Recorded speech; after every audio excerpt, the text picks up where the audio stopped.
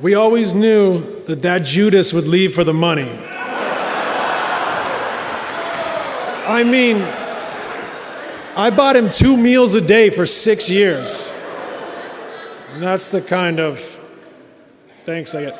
Okay, no, this is actually Dirk's letter. All right.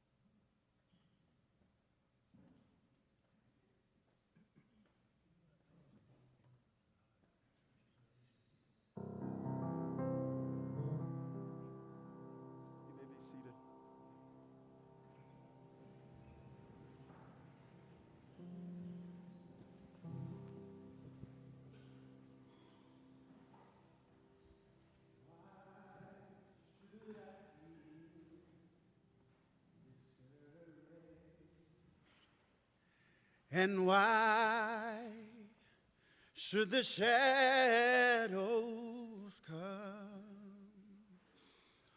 Why should my heart feel lonely and long for heaven and home?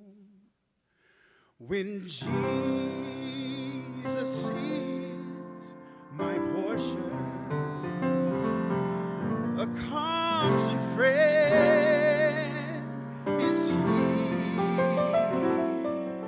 His eye is on the sparrow, and I know He watches me. And I sing because I'm happy, and I sing because I'm free. His eye is on the sparrow,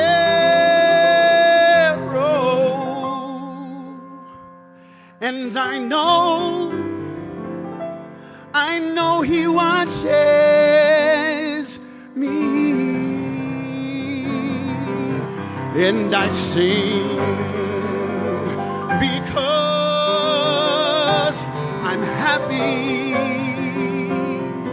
Yes, I sing because I'm free. His eye is on the sparrow,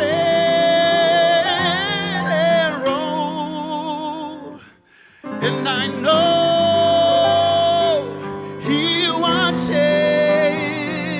Yes, I know He watches me. Yes, I know watches me.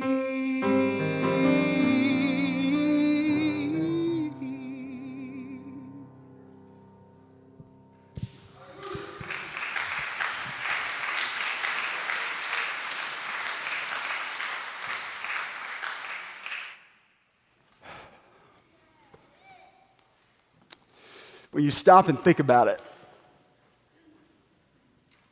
like when you really stop and think about it, there have been thousands of moments in your life that have led you here today. Like when you stop and think about it, there have been tens of thousands of moments in your life that have led you to sit next to the person you're sitting next to this morning. That's especially true if you are sitting next to your beloved of, I don't know, like 30 years. Or a guy that you've won a championship with and consider to be a brother. It's most especially true if you don't even know the name of the person you're sitting next to this morning, you know?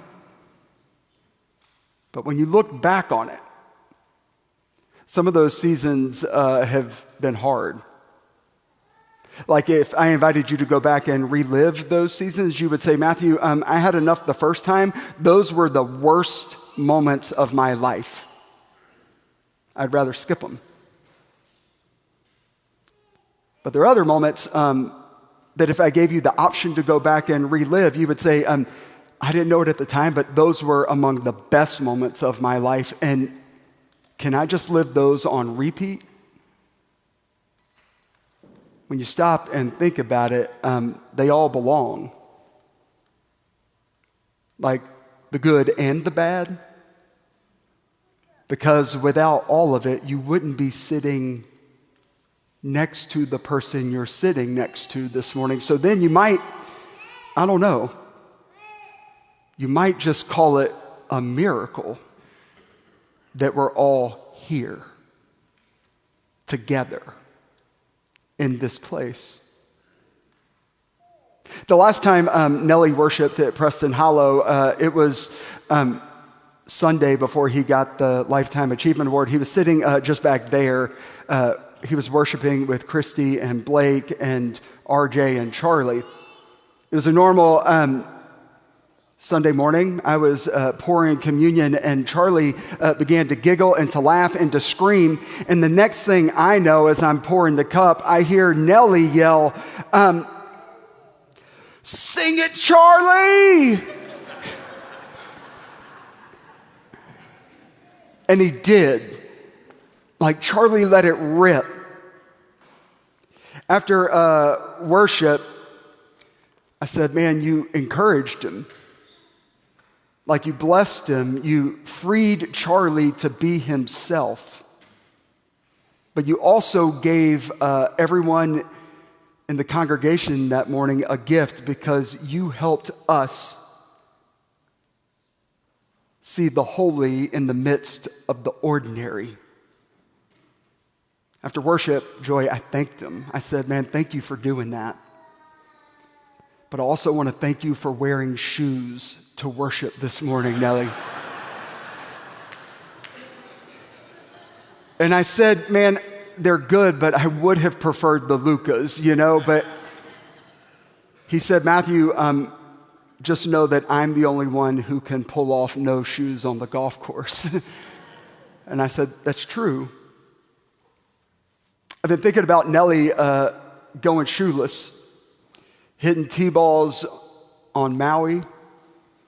And it's funny to think about, but I've been thinking that it's actually a metaphor for maybe how he lived his life. In the wisdom tradition, when people come upon the divine, upon God, and they recognize it, they see it as holy and sacred ground, and they take off their shoes. Like Moses came upon a burning bush one day, and he took his shoes off because he knew it was holy and sacred ground. I think Nellie knew something about the holiness of being a husband. being a father, being a grandfather and a great-grandfather. I think he knew the sacred ground that he stood upon with so many of you as a friend and a mentor and also a coach.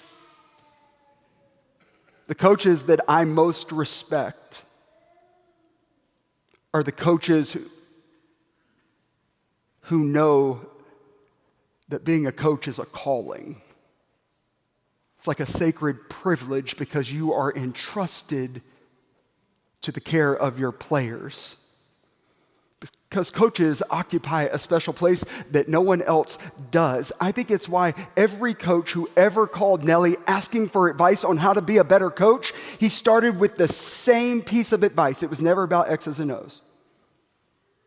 He said, the best advice I can give you is you have to love your players. No matter what your calling is in this life, y'all, it begins with love. And Nellie's began with loving his players. I mean, let's be honest. To love someone is to meet them where they are.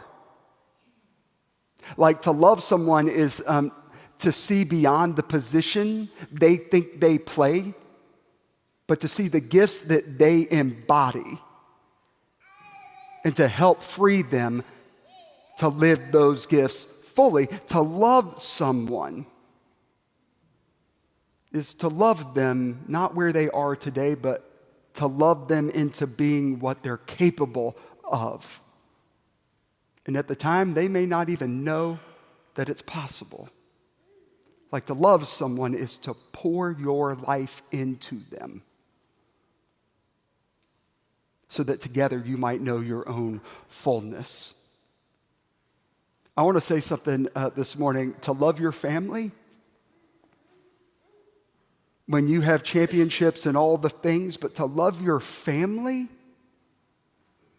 so that your post-game report that is in your bulletin this morning is not full of career moments of your own, but of ordinary moments that your grandkids can look back on and see as holy moments with their grandfather.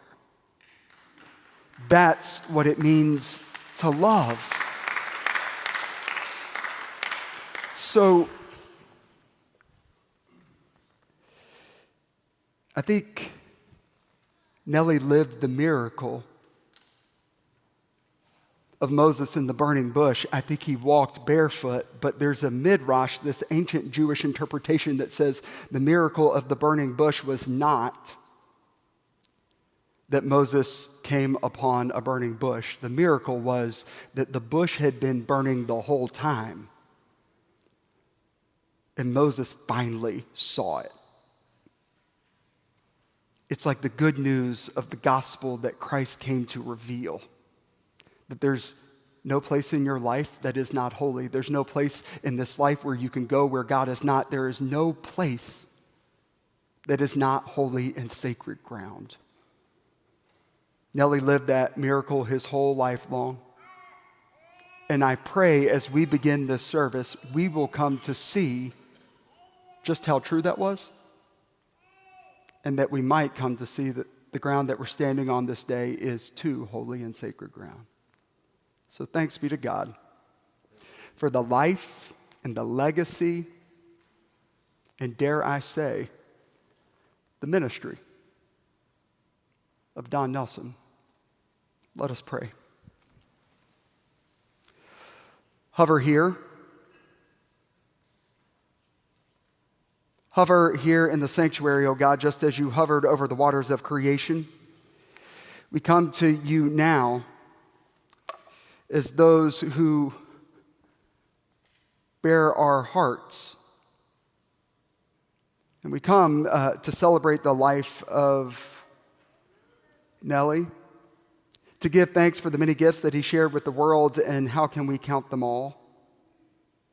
We give you thanks for the joy that he brought into so many lives through his laugh and his wit, through his love of basketball, his playful nature, his way of being. that made us feel like we belonged. We thank you for Nellie's love for his family and his affection and devotion to his beloved Joy. Thank you for the love of his children, his grandchildren, and his great-grandchildren. And we thank you, oh God, for the ways that he loved his players, and the countless ways that he enriched the many organizations that he was a part of and invested in his whole life. And while we gather to celebrate this day, we also feel the heaviness of grief, for we all feel a certain void. The love which binds us to one another in this life, O God, also leaves us aching as earthly ties are broken. So comfort us, O God. For we thank you that for Nellie, death is past and pain has ended, and that he has now entered the joy you have prepared. So into your hands, O merciful Savior, we commend your servant Nellie. Acknowledge, we humbly pray, a sheep of your own fold, a lamb of your own flock, a sinner of your own redeeming. Receive Nellie into the arms of your mercy and into the blessed rest of everlasting peace and into the glorious company of the saints in light. For we pray this, O God, in the strong name of your Son, Jesus the Christ, who taught us to pray together, saying, Our Father, who art in heaven, hallowed be thy name. Thy kingdom come, thy will be done, on earth as it is in heaven. Give us this day our daily bread, and forgive us our debts, as we forgive our debtors. And lead us not into temptation, but deliver us from evil. For thine is the kingdom, and the power, and the glory forever. Amen. Amen. At this time, I want to invite Brian and Scott forward for our scripture reading and a welcome.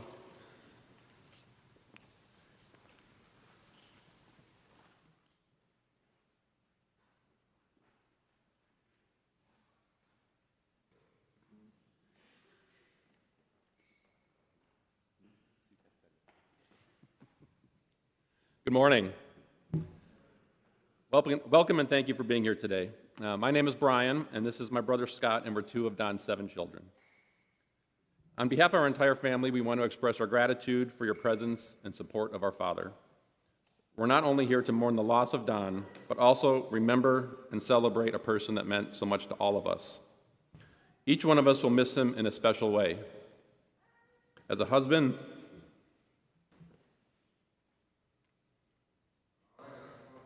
as a father, a brother, as an uncle, a grandfather, a great-grandfather, an in-law, a coach, a colleague, a mentor, and a dear friend.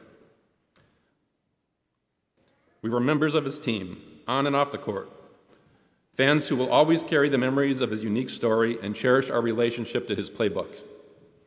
We know today brings tears, but we also hope it brings smiles, big laughs, and comfort.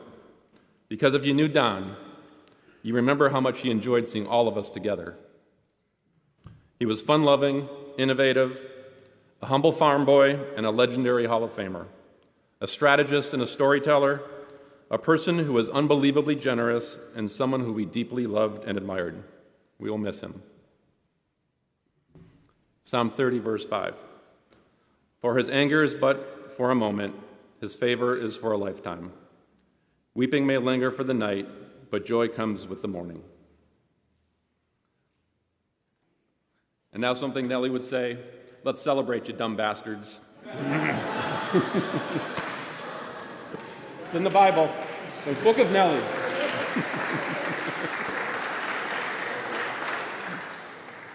Now on the video screens, we have a classic Nellie moment brought to you by Spalding. Thank you.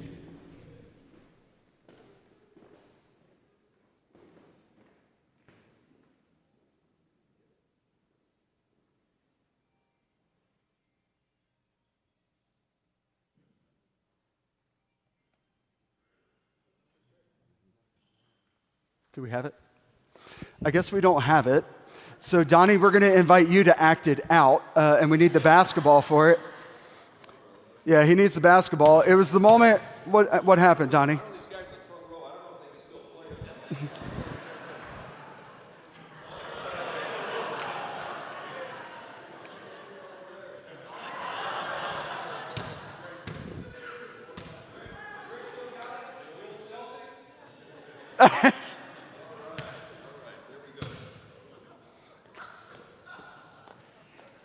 So as Pop, Yeah, let's go ahead. check. There we go.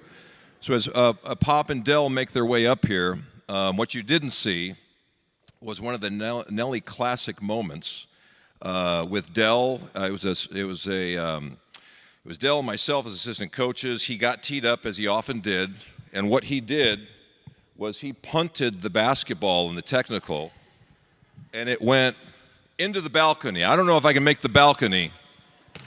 Dan Hunt, we'll see how my soccer skills are here. What do you think? Huh? In fact, Dell, I think I got $100 I can make the balcony up there. What do you think? All right. Huh? Of course it goes to Steve Nash, the soccer player. All right? Come on up, guys. This is one of my, these are my dad's coaching brothers, okay? Go all the way back with Dell 1977. Come on up here, guys. Pop, you and Dell were truly brothers. You're coaches together. Dad coached with a lot of folks. Come on up here front and center. And yeah, these guys have been through plenty of battles, just like these guys in the front two rows. But Dell and Pop impacted my dad's life in amazing ways. And by the way, I forgot to mention our real MVP. This is Rosie right here. And as you know, Nellie took a dog everywhere. Practice, draft rooms, so he was with dog at all times. This will absolutely be the most creative funeral service / celebration you've ever seen in your life. And that's the way Nellie would have wanted it. So with no further ado, the great Dale Harris.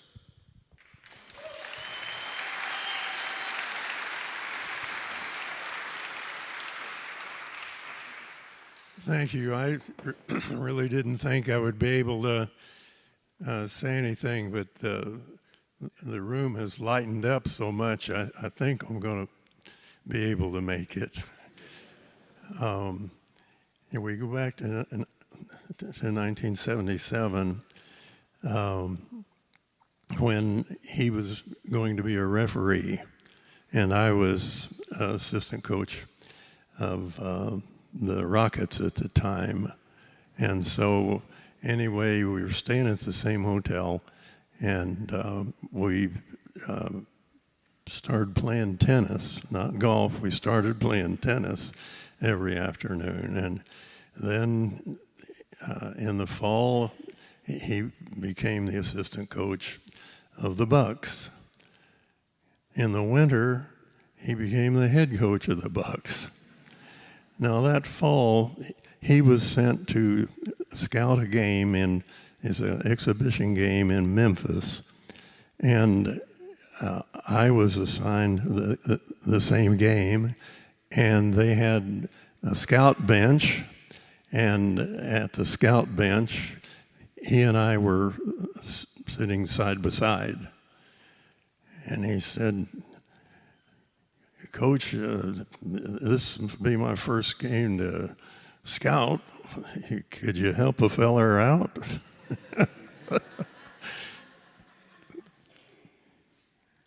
And we were friends ever since.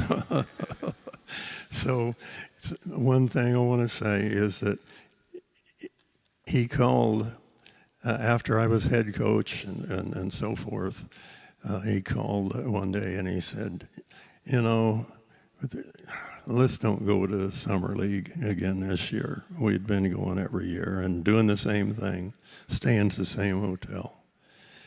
He said, "We just have our own Summer League. you bring your guys up to Milwaukee, and we'll even get Sloan to bring the Bulls up maybe on the weekend. And we practiced against one another. Sometimes our team would have the ball. You remember this, Sydney? We would have the ball 10 times against the Bucks defense, and they'd have the ball against our defense, and then we had a game for the crowd and everything, and the Bulls did come up, and we worked something out on a triangle. So anyway, there were, initially I was thinking of 7 times Nellie helped me out along the way. But after I got to thinking about, well, I'm going to talk about it, I found 9 ways that he helped me as I went along. I won't go into the details, but I never asked him for help one time. He came when he didn't even, he'd had no idea that he was offering an alternative. Then I'd already made up my mind to do something else, and which it was to coach college instead of the NBA. But that wouldn't have worked out so like it did. Thank you. Thank you, Del.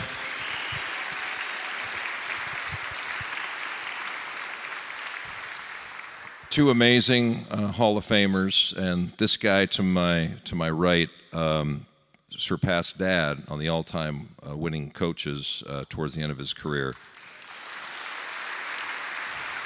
Greg Popovich. And for that, Coach, I apologize because I didn't deserve it. Because most of the stuff that I ran in San Antonio, I stole from you. And I just tweaked it because I had different players. And that's the truth. I'm trying to recover. I got a little PTSD here, looking around at all these people that were opponents mostly. Oh, God.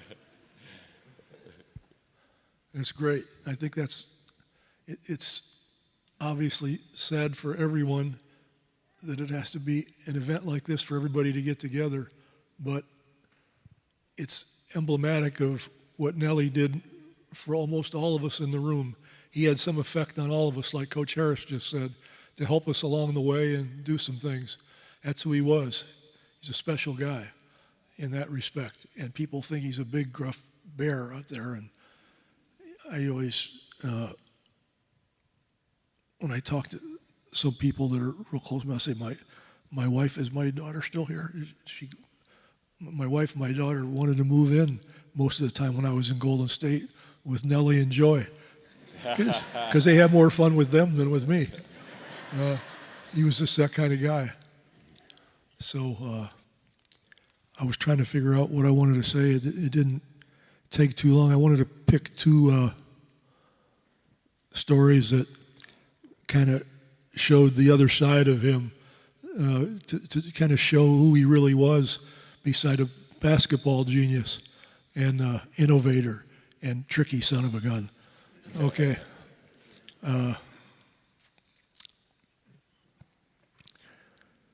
We were in Napa Valley one night at some place where we had to be, at some winery, having dinner, and people all around this table. And at one point, either I or he bumped his glass of wine and spilled on his pants. And he would not let up. He was badgering me the whole evening about how I knocked the wine on his pants, and they were his favorite pants. And I finally got tired of it, and I decided, well, this is one way I can find out if he will just think I'm a crazy Serbian or that I've got a little chutzpah. And so I said, I'm tired of this. So I took my wine glass and I threw it on myself. I said, will you shut up now? And he just laughed. And I knew then we were going to get along okay. because he was competitive. And then on the financial side, we all know that he's a wheeler dealer. And so when I went back to San Antonio and they hired me there, I got a 5-year contract at X, and it went up $50,000 each year. And I said, well, I got to go home and talk to my wife, and I got a couple calls to make. And of course, Nellie was the call. And so I told him the deal. He said, so what are you going to do? I said, I'm loving being at Golden State, but it is a pretty good offer and deal and all that. He said, you big dummy, Popo, you're going back there, and this is how you're going to do it. You call that committee, and you say, add $50,000 to my first year, and then from there, $50,000 on top of that. So in the end, after 5 years, you will have made $250,000 more, and that'll pay for your house. But that's how he thought. And so I said, okay. So I went back and I made the phone call, and I know I was like a 12-year-old. I was wondering, I thought maybe if you guys could, and the gentleman on the other end of the phone, he said, what do you want? And I finally spit it out. In 2 seconds, he said, okay. And I remembered what Nellie told me. They already offered you the job. They're not going to start over again and get somebody else, so just do it. And so I did it. And that's the other side of him that I think we all know about, but for me, that was pretty special. And like Coach Harris, he's come along and saved me a couple of times, especially when I went out there the first time. I didn't really know Don Nelson except for passing by him once in 1988. I think it was in Cologne, Germany, at the Final Four for Europe or some tournament. I don't remember what. But I had just gotten to San Antonio with Larry Brown as an assistant, and I begged our general manager, Bob Bass, to let me go to Europe. I guaranteed him there was 1 million players over there, as good or better than a lot of the NBA guys. And so they let me go, and there was this one lunchroom where everybody would meet for some reason. But coaches, but there weren't many from the NBA. There were very few, but Nellie was there. And he was looking at everybody, and I knew I was in the right place. So I spent all my time, I was trying to convince Sharunas Marciulionis to come to San Antonio, and at the time I could speak a little Russian still. And so I was busting my butt to do this. I even went to his room. It was like a spy. I was trying to do this. And somehow or another, the word got back to Nellie, and the next day at the lunchroom, I didn't know him. Why would he know me? And we just walked by each other, and he bent down. He goes, young fella, you got no shot.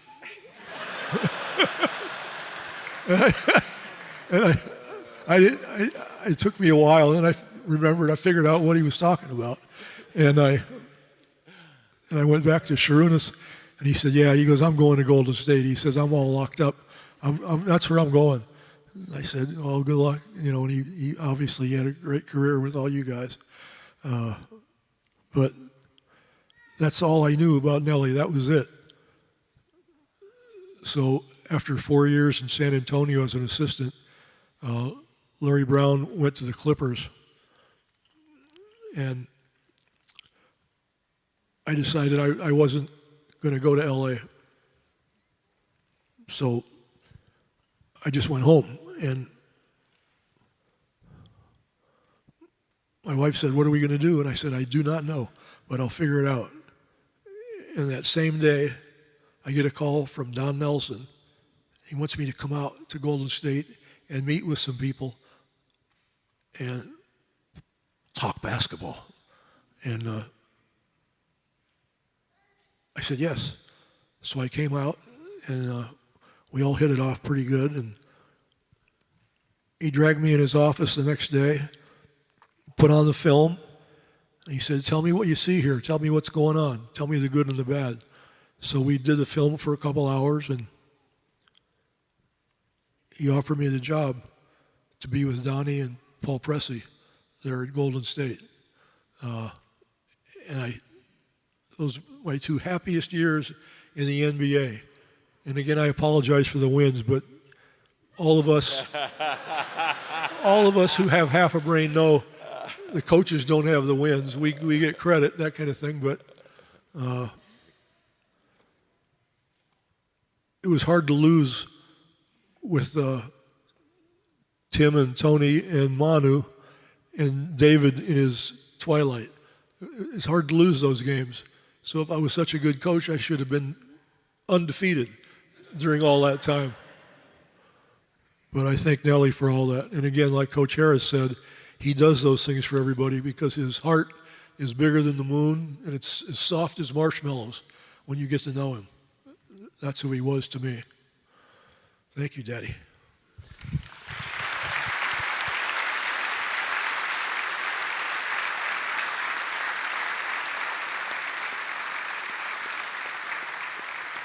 Golden State was a very special place, and Larry Harris, thank you for coming out. Larry Riley, I know you're out there. You got run TMC here. That's where Pop and I first met and started working together.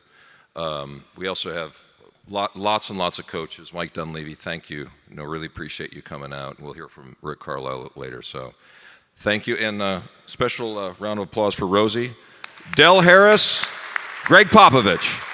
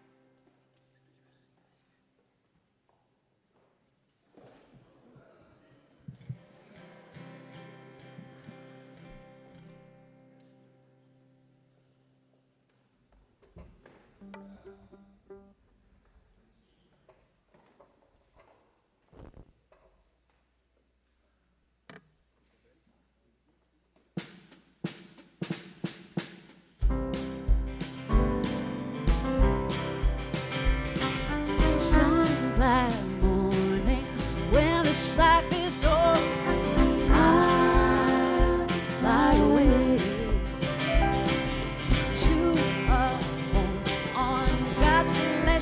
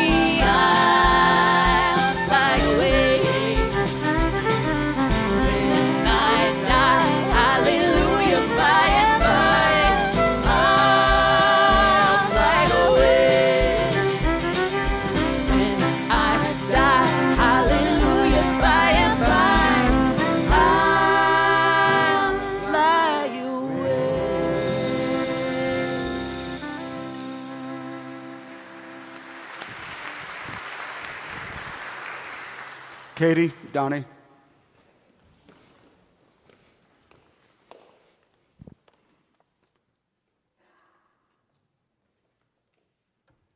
This is my youngest sister, Katie Nelson. Nagel. Oh, good morning. Thank you all so much for being here today to help us celebrate our beloved dad. We are overwhelmed by this outpouring of love from all of you, his friends and his fans, people who have come from all over the country.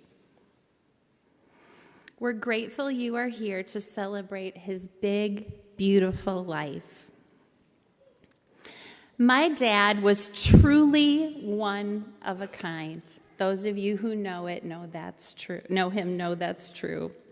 From duct-taped shoes to fish ties, he graduated from the University of Iowa.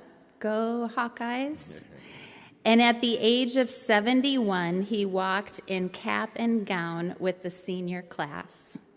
More than 30 of us were there to cheer him on. My dad was the hardest worker I know.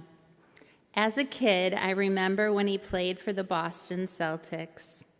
Who can forget his trademark one-handed free throw shot?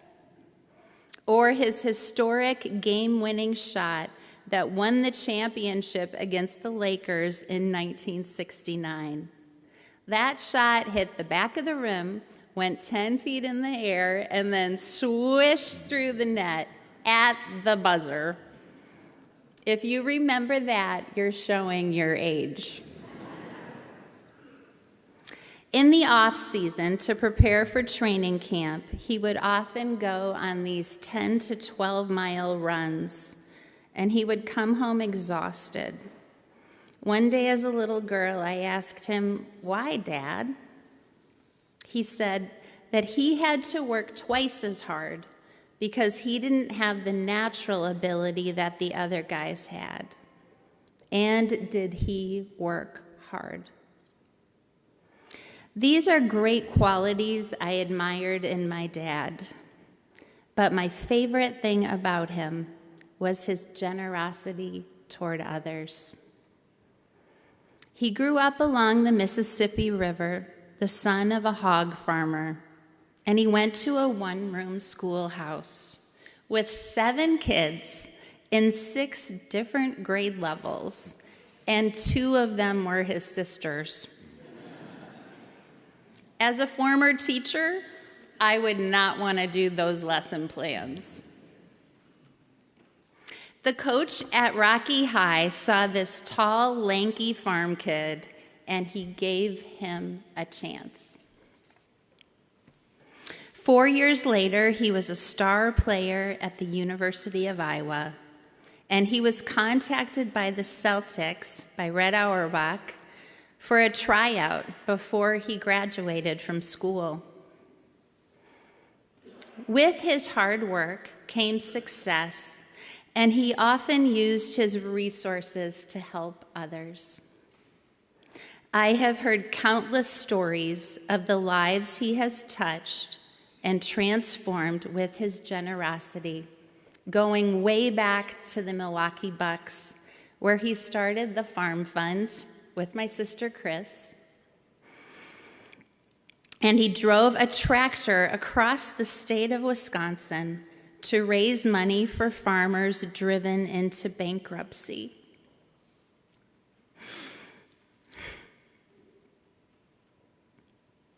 Most recently, the tragedy of the, of the Lahaina fires tore at his heart. He and Joy opened their vacation rentals to those who had lost their homes. Along with my sister Lee, they packed and distributed meals to many, many people. When he heard that people needed shoes, he contacted Nike, but he screwed up the order.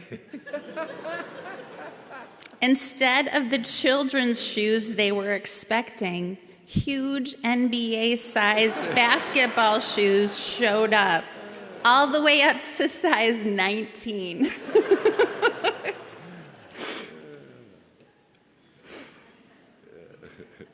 He has been generous with his children, all 7 of us, providing us with college educations and always being the first to help out in our times of need. Sorry.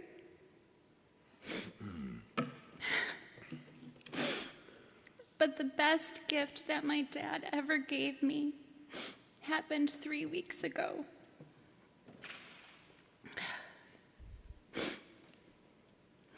While caring for him after his stroke, I realized that he would not sleep.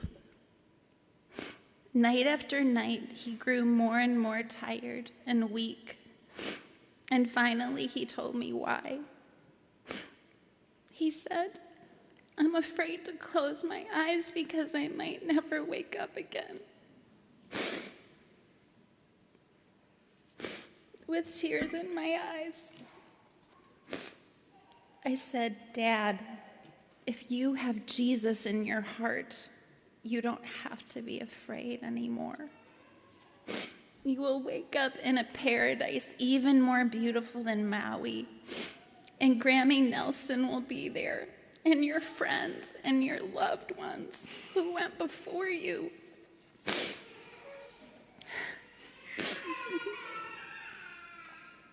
"Don't you want this, Dad?"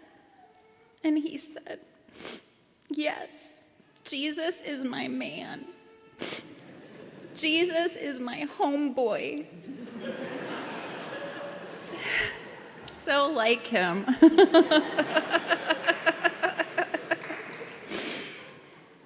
It was shortly after this that he trusted Jesus as his Lord and Savior. And he gave me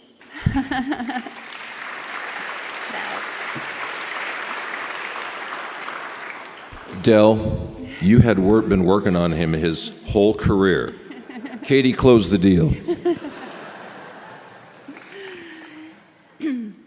And my dad gave me the greatest gift he could ever give me, the assurance that I will see him again in heaven. From hog farmer's son to NBA Hall of Fame coach. Now that's a big deal. Nope, I'm not done. Leave it to my brother to screw it up, right? That's my specialty. I'll try it again. From hog farmer's son to NBA Hall of Fame coach. Now that's a big deal. But from sinner to saved for eternity. Now that is priceless. I love you, Papa, and I will see you again.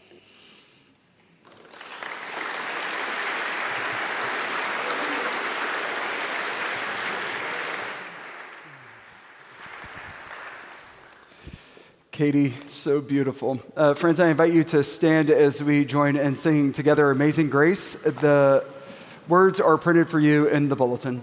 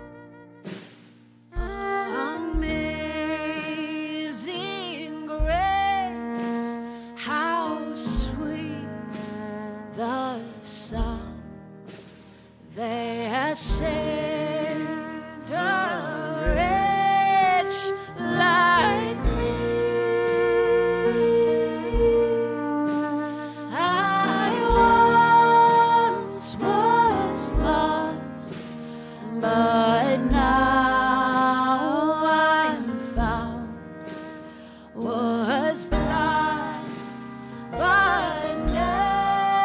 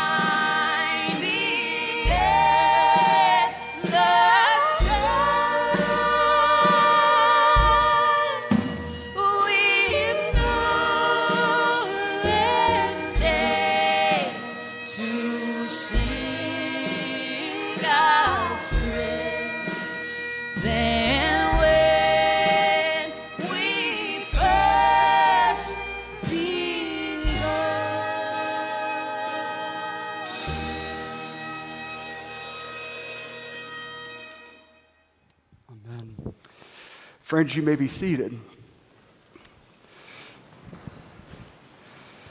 When we were putting the program together, we really wondered who was capable of following that moment. And Donnie said there's only one person. That's Coach Rick Carlisle. So, Coach, the floor is yours.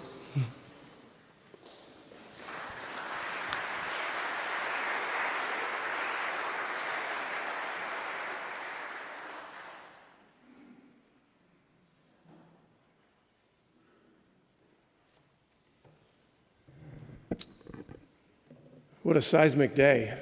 I've been asked to chronicle Nellie's Boston years. Found out some things last night that I was not aware of. He was actually drafted in the 1962 draft by the Chicago Zephyrs. Played a year for the Zephyrs. I looked at the stats, looked like he had a pretty good year. And then the Zephyrs were moving to Baltimore to become the Baltimore Bullets. They decided that he wasn't in their plans. They put him on waivers, and so he ended up with the Lakers.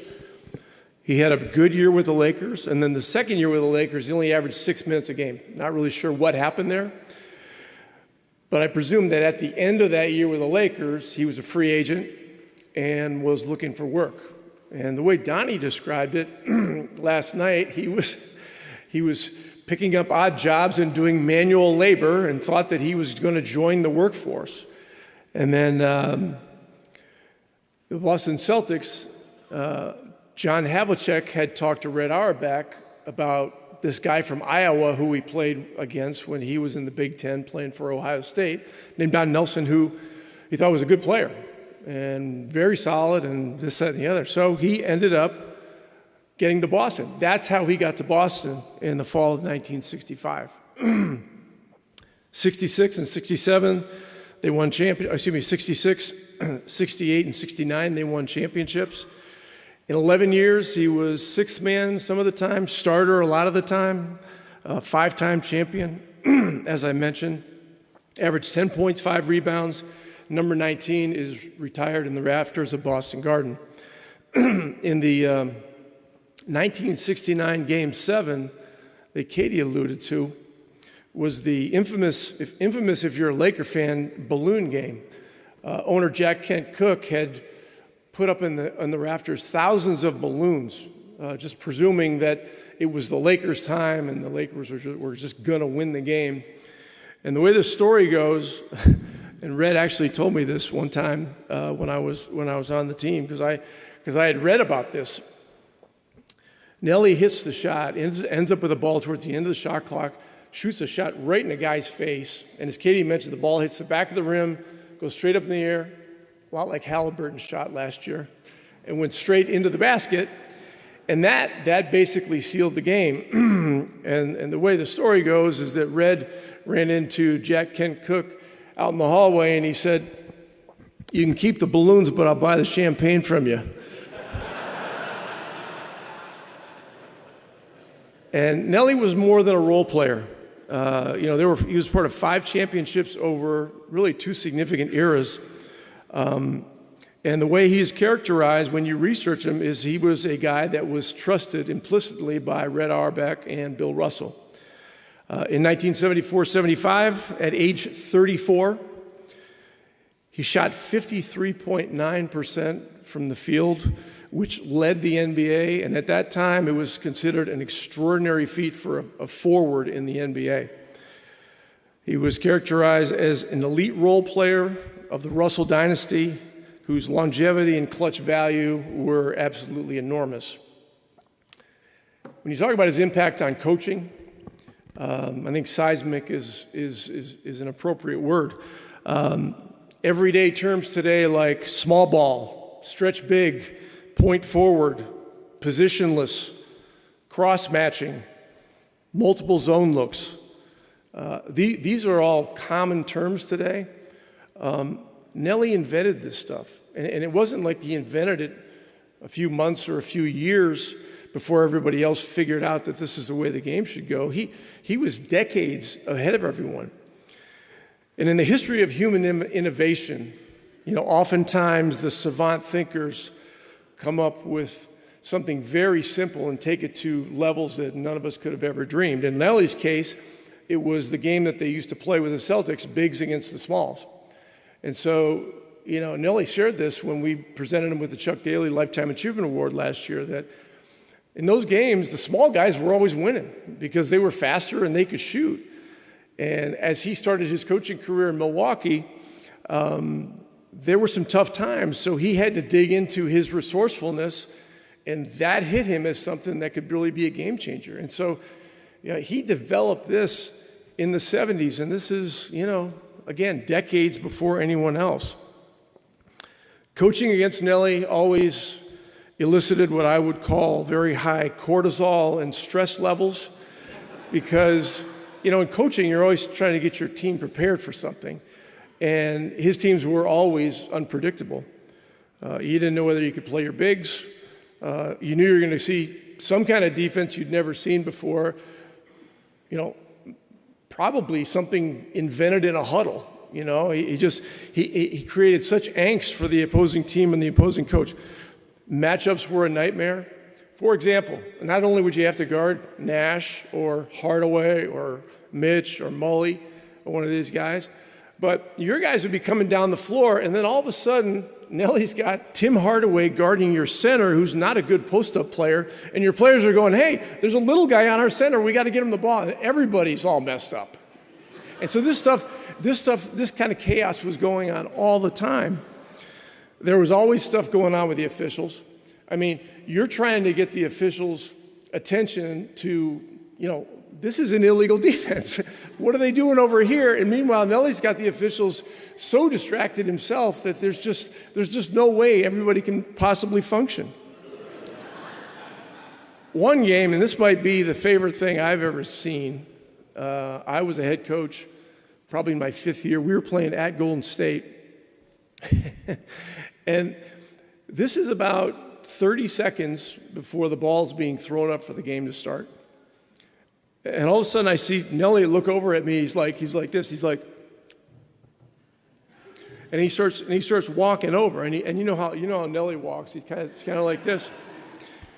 And he says, JR may not play tonight. This is before the days where you had to put the lineups in 30 minutes before the game, and there was no, antics or anything. These weren't really antics. This stuff was legal. You could do this stuff. And I said, Nellie, he's right there. And now we had spent the majority of our scouting stuff on Jason Richardson. And I said, Nellie, he's right there. And he's dressed. He goes, well, I said maybe. And so like, what? And so the game starts going, and once again, everybody's distracted. And as it turns out, the things that I'm most in awe of with Nellie, obviously the all-time NBA record for ejections was 79. I tried to research it to see, who was second. But it's dicey, trying to figure out. So I looked up Pop's stats, and this is one of the things that tells you that there's flaws with AI.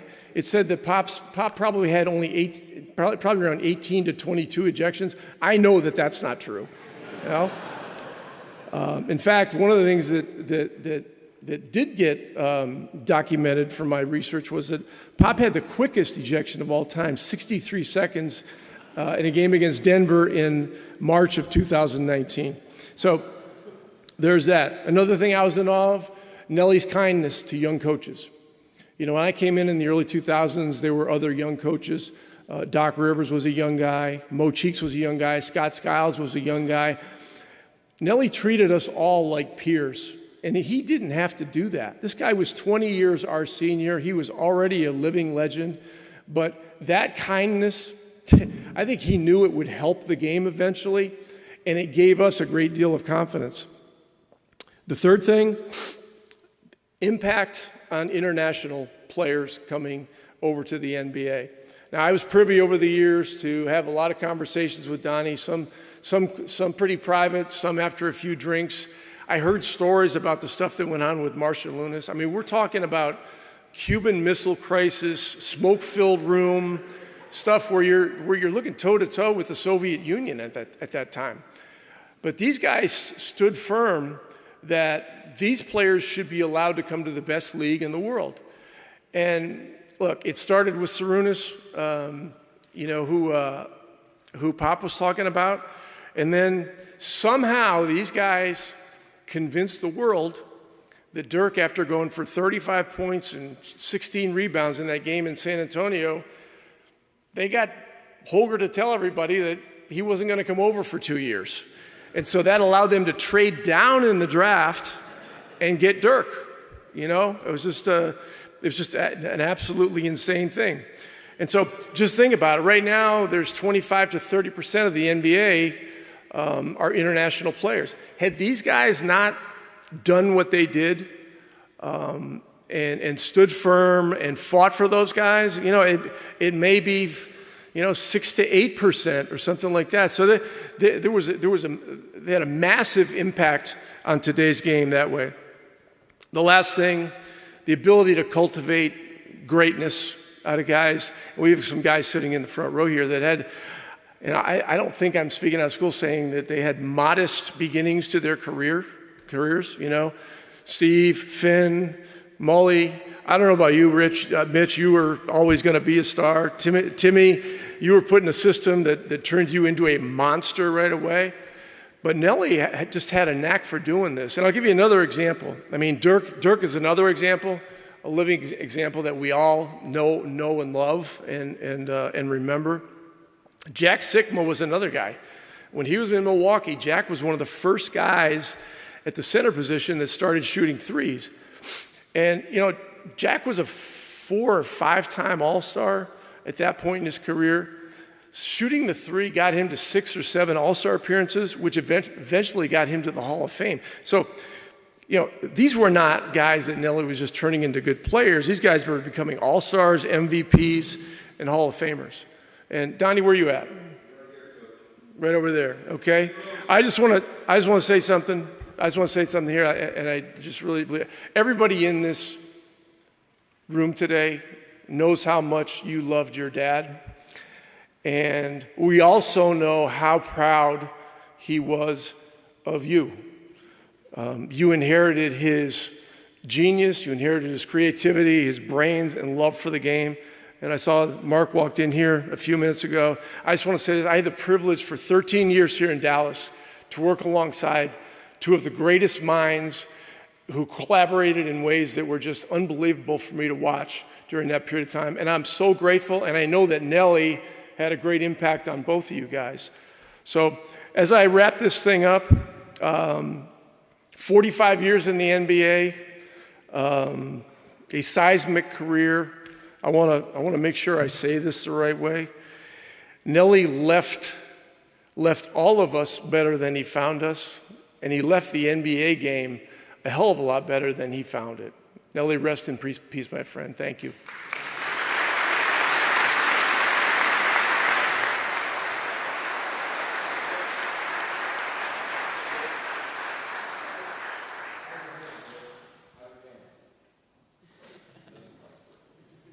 Okay, so in the true Nellie fashion, Coach, in the spirit of Red Auerbach and Willie Nelson, this is from Nellie's personal stash. I got no idea what you're getting into.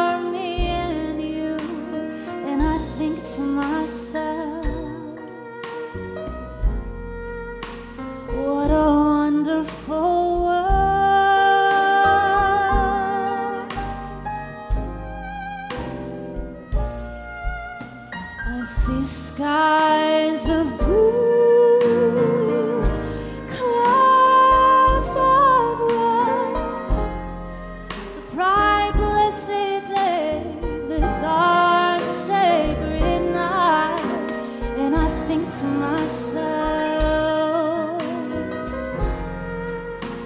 what a wonderful world.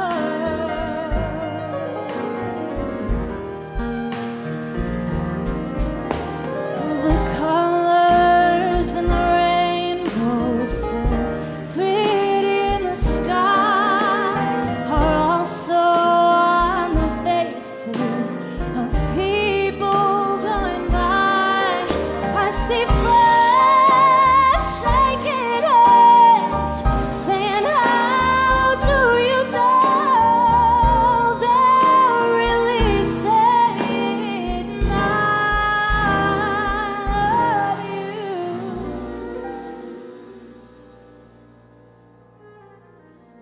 I hear babies cry. I watch them grow. They'll learn much more than I'll ever know. And I think to myself, what a wonderful world.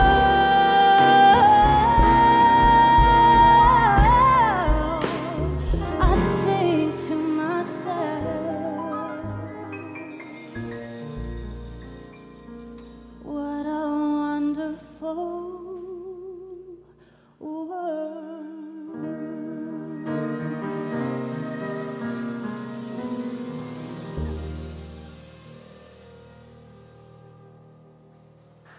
Beautiful.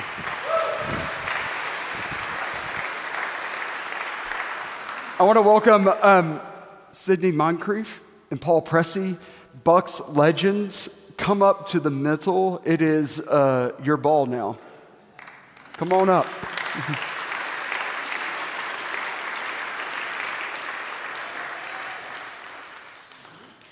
Apostle Paul. Speak at this one. Yeah. Thanks. Good evening. Am I going first or are you going first? That don't matter. I got 10 minutes, you got 3. I'm big, guys, on relationships. I really am. And if you just look around in this room, we're all connected. And it's through Nellie. We're connected. Somehow we're connected. I mean, I can look around, even some of the players, because I was a teammate and coached Tim Hardaway, Chris Mullin.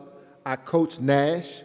I mean, when you look around and think about relationships, X and O's are easy. But to build relationships, I got drafted in 1982, and I first met Don Nelson as a rookie. That's when my relationship started. And from that point on, he was trying to figure out how he can fit me in with Sidney Moncrief, Marcus Johnson, Bob Lanier, and et cetera. When I think back with some of the relationships he had with the players, me being the only rookie on the team, I think one year Junior Bridgman, God bless him, rest in peace, was struggling a little bit shooting. He was a shooter. And Nellie just came over and said, hey, JB, hey, don't worry about it. Just keep working on it and keep shooting. You shot your way in it, shoot your way out of it. And that's what he did. But the relationship, I'm going to say it again, the relationship that you put into players, into people, into your wife, your children, your grandchildren, when you build that relationship, Don Nelson built relationships in us when I first got to Milwaukee. Right off, and I didn't know it. Being a rookie, I'm just trying to play ball, trying to win. It's so important if we embrace in our lives and understand what Don Nelson is still in us. In the basketball game, okay, you got a bad game, Chris, you go home. I didn't. You don't take your game home to your family, but it's part of your family. So you got to change gears with your relationship with your family. And Don Nelson helped me and all of us to a degree in bed and learning how to deal with relationships. Relationships are so important in our lives with our children and our mates, our grandchildren, our friends. To me, relationships are sadness, are hurts, are cries. It's an emotional roller coaster. But it's how do you respond afterwards? Don Nelson taught me how to respond when I didn't have a good game. He always pushed me. He wanted me to be like Sid. Sid was a boom, boom, boom, boom, boom. I was a da-da-da, da-da-da, boom, da-da-da, da-da-da, boom. And I never forget, and Mitch, you can appreciate this, Garrett St. Jean, who was Nellie's assistant coach, saved me from Nellie. I think I played like 12 minutes one night. I'm a rookie, and at that time, Nellie didn't play rookies, and Sid can attest to that. He played me. Well, I was the exception. And I said, at the end of the day, Saney said, hey, after the game was over, I think I played 12 minutes. He says, Nellie goes in the back with a beer and a cigarette. And, you need, Saney, you need to get that rookie in gear. You need to get him going. You need to get to moving. He said, hold on, wait a minute, Nellie, wait a minute. Did you see the stat sheet on Rook? No, I don't want to see no stat sheet. He said, well, look, Rook played 12 minutes. Had 8 points, 6 rebounds, 5 assists, and no turnovers. Well, I don't care. I don't want to see that no more. Just get it out my face. But again, he instilled in me trust, and he believed in me, and the relationship started from that point on. I think the second year or so, he gave me the ball and said, hey, you're my point forward. And again, relationships. And Sid, like I said, I was the only rookie. Sidney, Marcus, Bob Lanier, Harvey Catchings, Junior Bridgman, Brian Winters, all those guys' relationships was already in place. I had to try to figure out how to be part of that relationship.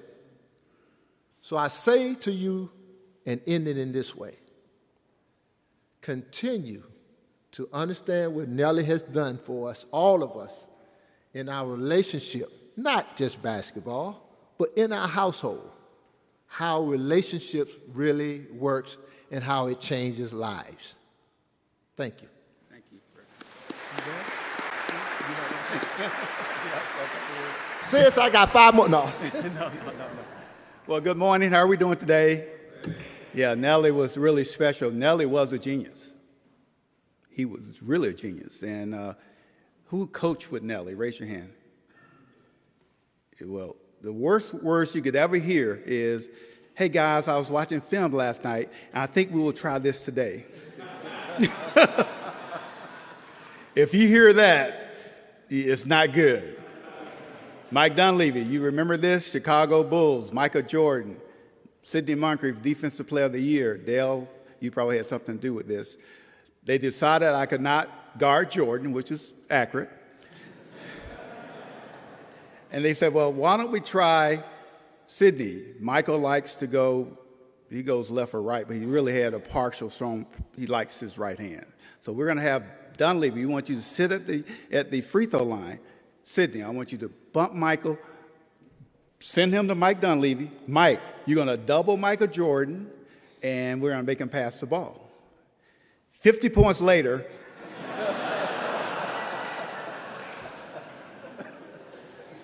0 points later.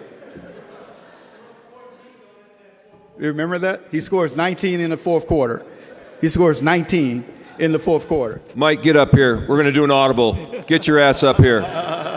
We want to hear the real story. Yeah, well, all I know, Mike, I was kind of watching TV, and they have these YouTube highlights, and they said the title was Michael Jordan destroys Defensive Player of the Year, Sidney Moncrief for 50. Didn't have your name anywhere there. And I took, but he would come up with these ideas that were really to us. We were like, if we heard that, I was watching film. We said, oh no, don't watch film. And then Steve Nash, he had one for you when you went to Phoenix. Remember that? You went to Phoenix, and we were playing Phoenix, and he said, okay, we're going to just let Nash score the basketball. That's what he said. Let him score. At some point, he's going to get tired of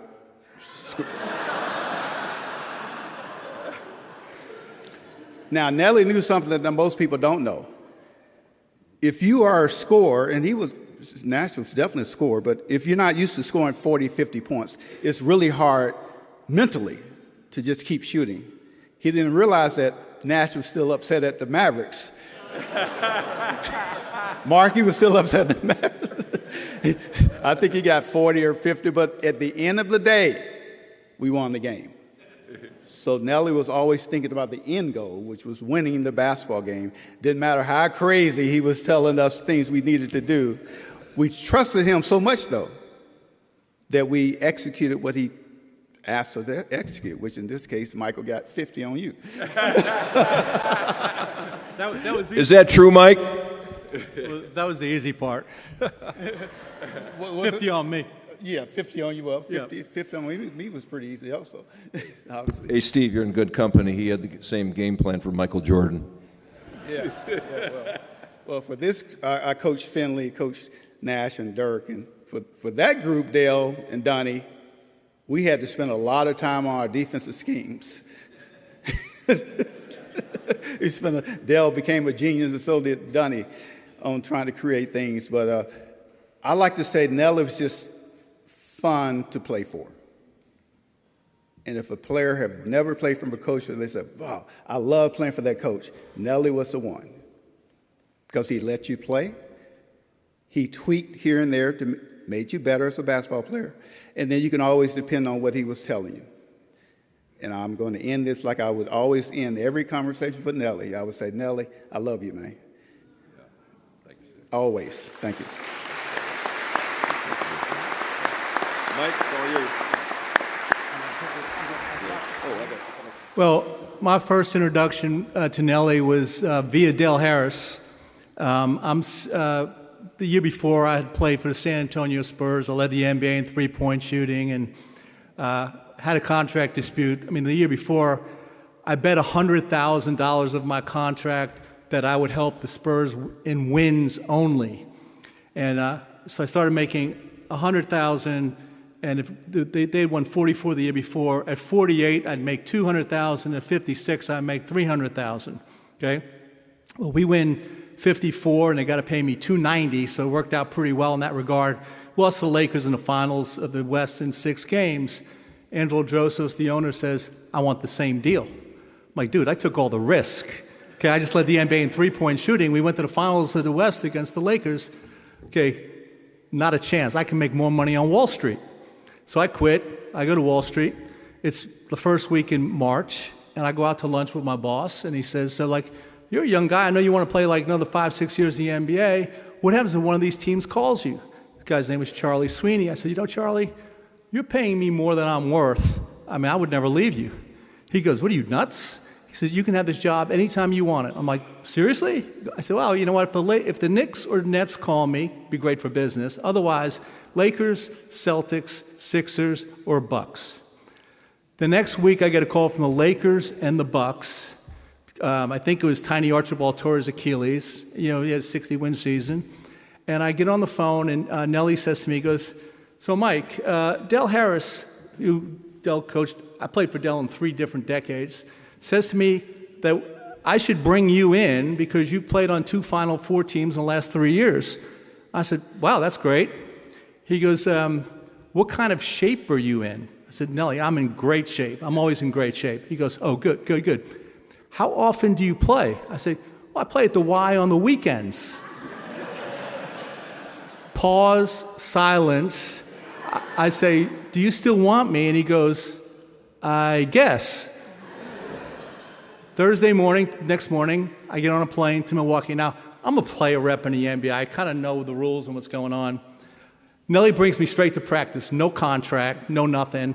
And I'm like, I don't really care. Like, you know, if I play, you just pay me what I'm worth. That's what I would be happy with, okay? I start in practice. I go up and down the floor a couple of times. I kind of feel like I'm running in cement a little bit, but I'm making shots. And we come out of the practice. I signed a contract. He goes, I'm going to play tomorrow night against the Celtics. I'm like, okay. I come off the bench, hit my first 3 shots, two twos and a 3 or whatever, and Tuesday I'm starting the last, 19, 20 games of the season. And I'm playing up with Sid and all these guys who really know how to play, and it was probably the most fun time I ever had playing the game, just by playing it the right way. And we lose to the Celtics in the finals of the East, and I averaged like 14 a game. We go, back then you didn't fly in planes. Go to the bar after, the hotel bar at Nellie after the game. He goes, so Mike, you want to be back with us? I said, yeah. He goes, so what would you want? And I always try to think I'd be fair. So I went 2 years guaranteed, $250 a year. He goes, nah, $175. I'm like, Nellie, I'm worth $250. He goes, hell, you're worth $300. And I'm like, what? How do we get to the $175? He goes, look, I know you'll always play hard. Doesn't matter. Some of these other guys got to pay them a little more to play hard. I'm like, wrong answer. I go back to Wall Street, sitting at my desk at Merrill Lynch. Oh, and back in the days, with most of us, we never played under unrestricted free agency. I was always restricted free agency, so you never got your true value. Sitting at my desk at Merrill Lynch, I get a call from Banco de Roma, European champion. They're putting in the 3-point line, okay? They fly me over. I meet the Pope. I go to the bank. They show me places I can live in town, out of town, and they offer me a lot of money. So on Monday morning, I call up Nellie. I said, guess what, Nellie? Price of poker just went up. He matched the deal, and I went, back with the Bucks. I mean, I love my time. But from there, I hurt my back, stopped playing. But the only reason that I went into the NBA coaching was because of Don Nelson. I'm sitting in New York, I go to games, I see, I go to Madison Square Garden, I watch a game, Cleveland, whoever. Nellie, I see you playing these guys, and this is what they do. Here's what you should do. He goes, what are you doing? You're wasting your time there. You need to come coach with me. And I kept saying, yeah, bad back. Anyway, but every time Nellie came to New York, I'd go to the games. We'd go out to dinner after the games with Gary, St. Jean, and all the guys. And finally, one night, we were in New Jersey, out in Piscataway, or wherever we were, and he says to me, this guy is leaving to go become the head coach at Ball State, Rick Majerus. The last time I'm going to ask you to come coach. And I said, you know what? Oddly enough, I just got my first bonus at Merrill Lynch. I think I proved to myself I could do something other than basketball. I want to come. And so that was it. I'm going to the Milwaukee Bucks to be Don Nelson's assistant coach until he goes to Golden State. All of a sudden, the curveball, and what happened was is that he wasn't going to coach. Dell got the job as coach, and Dell offered me the same job, so I went with Dell. But forever, years and years, we were really tied, and I had that same, Sydney, the same call from Nellie when I hurt my back. He's like, so Mike, why don't you come by the house and we can watch film tonight? So anyway, he's the best. Rest in peace. I love you, man. Mike Dane-Levy, Cindy Moncrief, and Paul Pressey. Thank you. Donnie, you got to introduce Run TMC. Yeah. No, just introduce them. We need you. Okay. Yeah. Timmy, Mitch, and Chris. Ladies and gentlemen, Run TMC.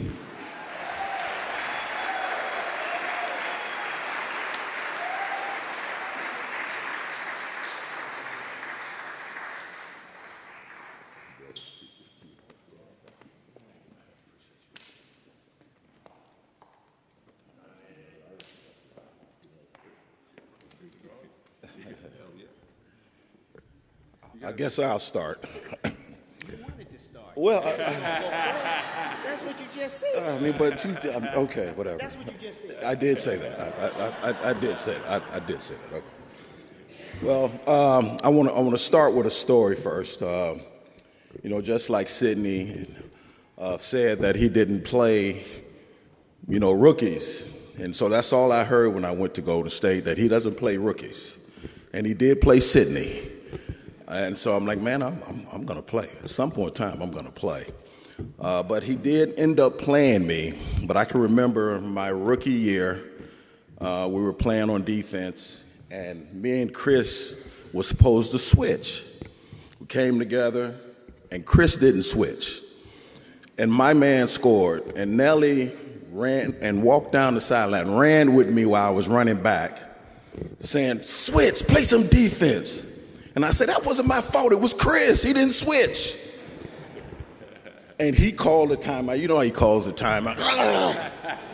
He calls the timeout, and I was scared to death. I'm like, oh God.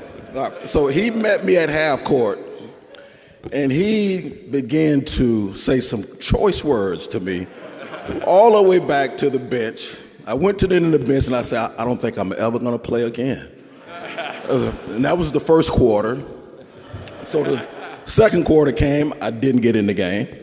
And I'm like, oh my God, what did I do? So halftime, he's still cussing me out. We go back in the third quarter, he put me back in. I played pretty well, and we won the game. But he still wasn't done with me.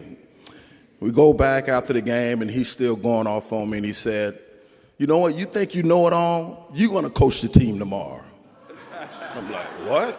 I'm like, me? Like, you gonna coach the team? I said, okay, I'll coach the team tomorrow. So we come to practice. I didn't see Nellie. So I grabbed a cup like he always have and put me something in there. You know what I mean? And I tend to go and I start doing what Nellie would do, going around telling guys, you need to rebound a little better than you did last night. You know what I mean? You need to play some defense, you know what I'm saying? You need to listen and look at some film.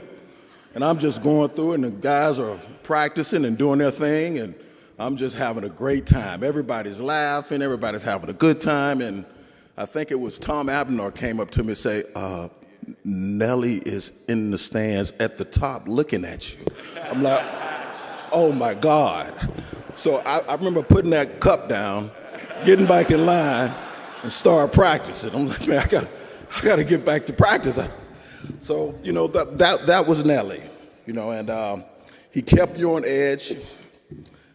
He challenged you. He tested you. But at the end of the day, he was trying to make you better. Nellie was the man who drafted me. He gave me the first opportunity in the NBA. He believed in me. He coached me.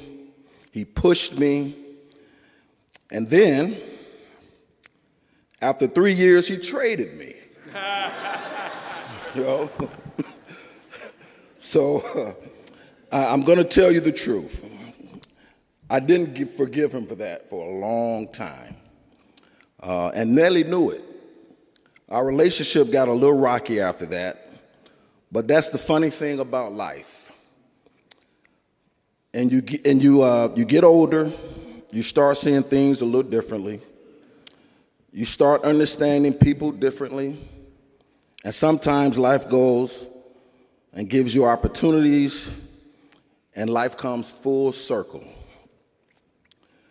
Years later, Nellie and I had the opportunity to work together again.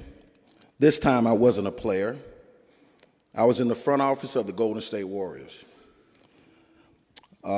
We brought Nellie back, and he was the only coach can really coach the team that we had. It was that We Believe team.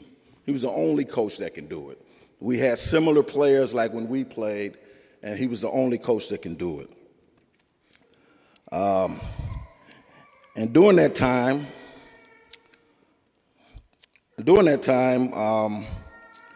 I got a chance to see Nellie a little differently. I really did. But as a basketball, not just as a coach, but he traded me. I'm sorry, I'm a little nervous.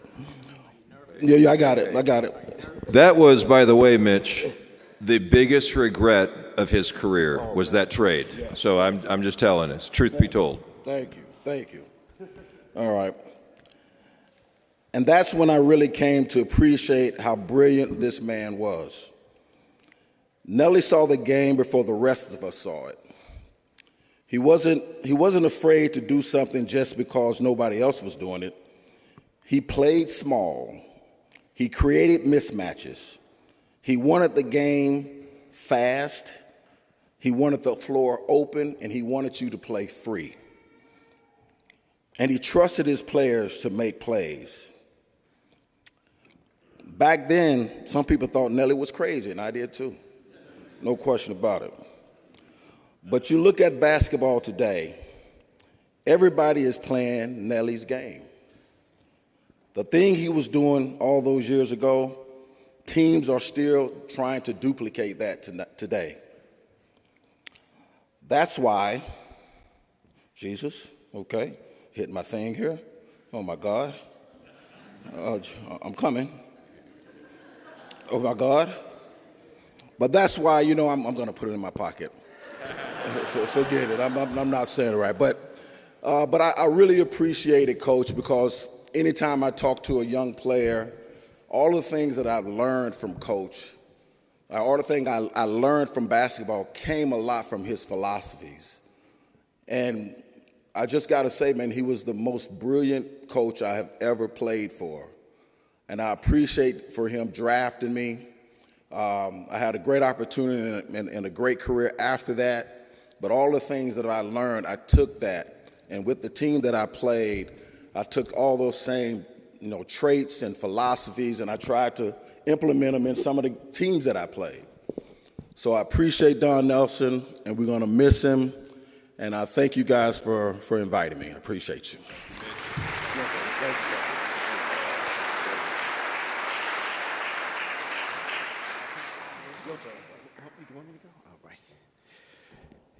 Yeah, man, that was a great speech, by the way, Mitch. All right.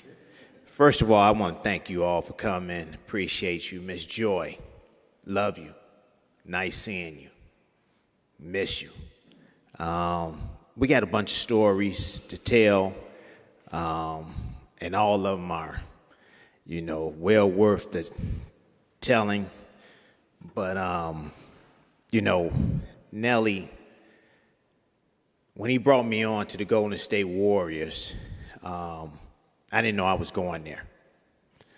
And when Pop talked about, he told him advice to get, 50,000 here to get 250,000 there.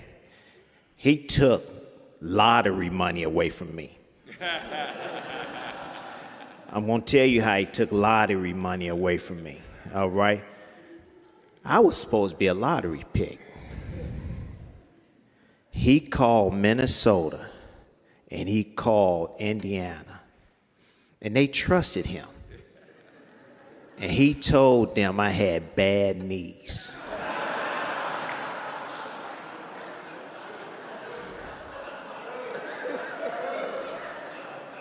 He told them I had bad knees. But the weekend before the draft, I supposed to have went to Oakland, and it was a typhoon at O'Hare Airport. I couldn't get out. I was there for 12 hours. I couldn't get out. So I knew I was not going to Golden State. I knew that. Nellie told them people that I had bad knees, and he ended up picking me. I was like, I said, Henry, God rest his soul. I said, Hank, man, where'd this come from? He said, I don't know. It just came out of nowhere. So as soon as I got to Golden State, got off the plane, first of all, I did not know Nellie was 6'7", 6'8". So when I saw him, I was like, oh, Jesus. Because I was going to have a little bit of choice words for him. But when I saw him, I was like, yeah, this is not going to work. That's not going to work. But he came out and said, yo, I lied for you, right? I said, yeah, you took money out of my pocket. He was like, yeah, but it's going to be all right. It's going to be okay. It's going to be all right. Because I got you playing against two of the greatest basketball players in the world right now, and Chris Mullin and Mitch Richmond. I said, yeah, I saw him on TV, but I said, man, I still was a lottery pick. He's like, I know. He said, but you know what? Take care of your money because it goes fast. I said, I could have, but he said, just take care of your money, but it goes fast. But you're going to be playing with the two greatest basketball players in the world right now. And he came in, and oh yeah, by the way, Sidney, he played me my rookie year too. I got big minutes. I got big minutes. I got another story to tell about this guy right here. He talking about switching and stuff. We playing the Chicago Bulls. This what he does. This what he does. He gets the ball. He went like this. Go ahead, I got it. Against MJ.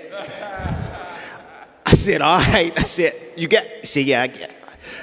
I'm running down the court. Next thing I heard is boom. I said, what happened? Don Nelson, time out, time out. Oh, Lord.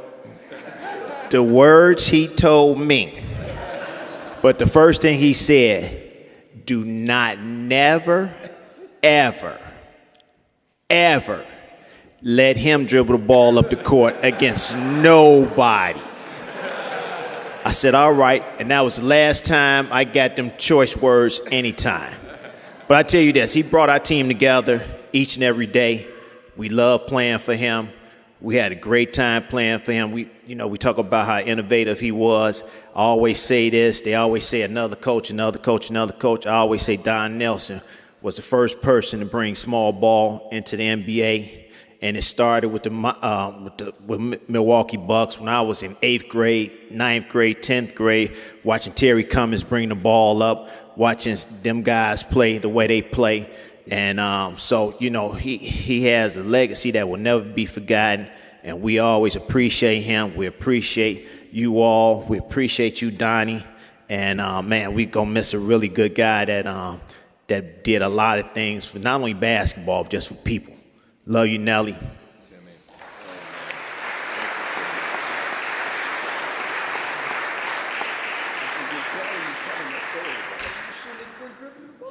Good job, Tim. I'm amazed that all these different decades and the stories are similar. How much Nellie impacted our lives, both on and off the floor. His innovation, creativity. And Nellie, we had a very diverse relationship because I played for Nellie for 7 years. Then I worked with him when he came back to coach the Warriors. So I saw a lot of different versions of Nellie.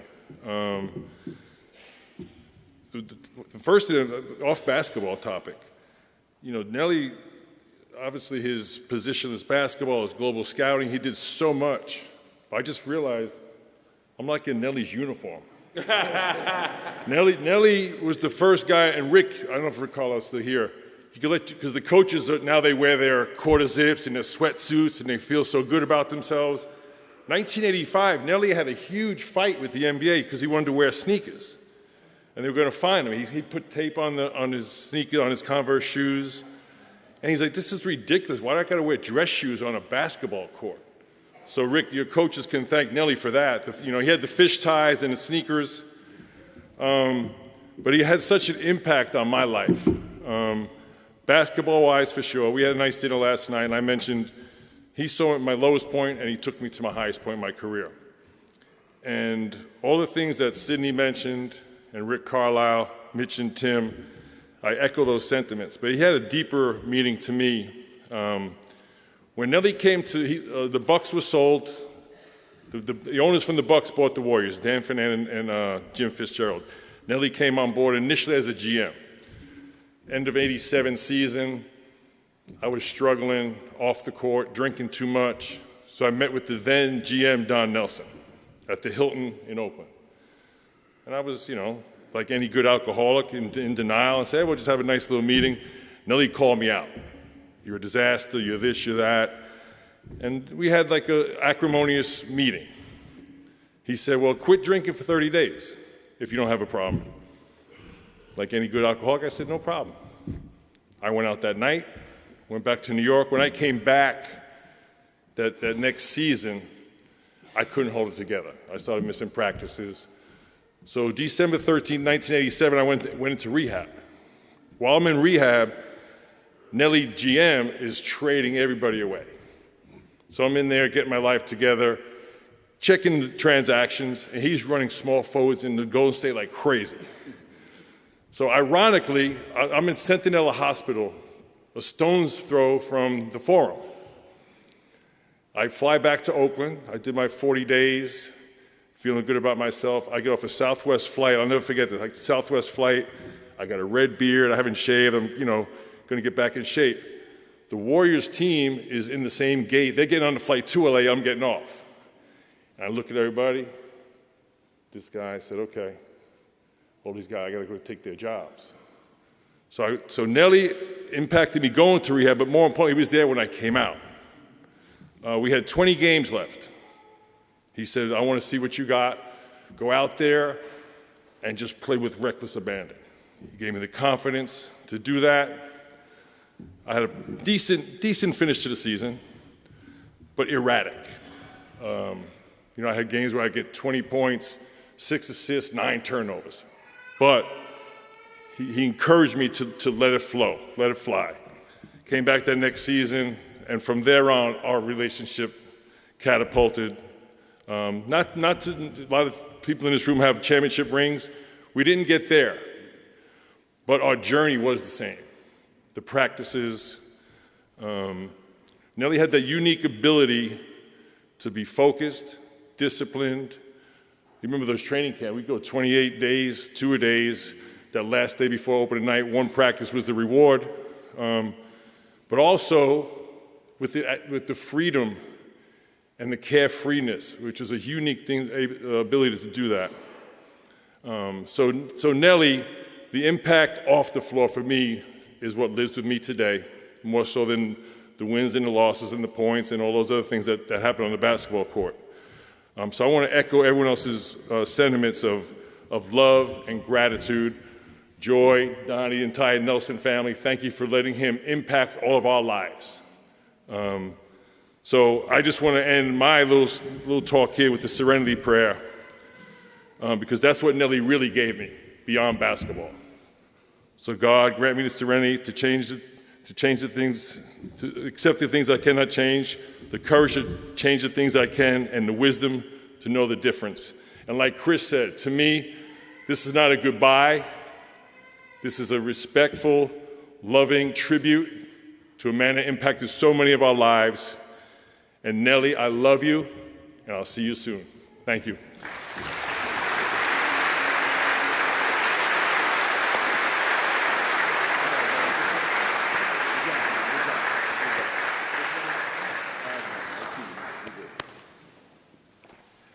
Okay, so we go Run TMC. I don't know who came up with dirty, nasty, and filthy, but Steve Nash, Michael Finley, get up here.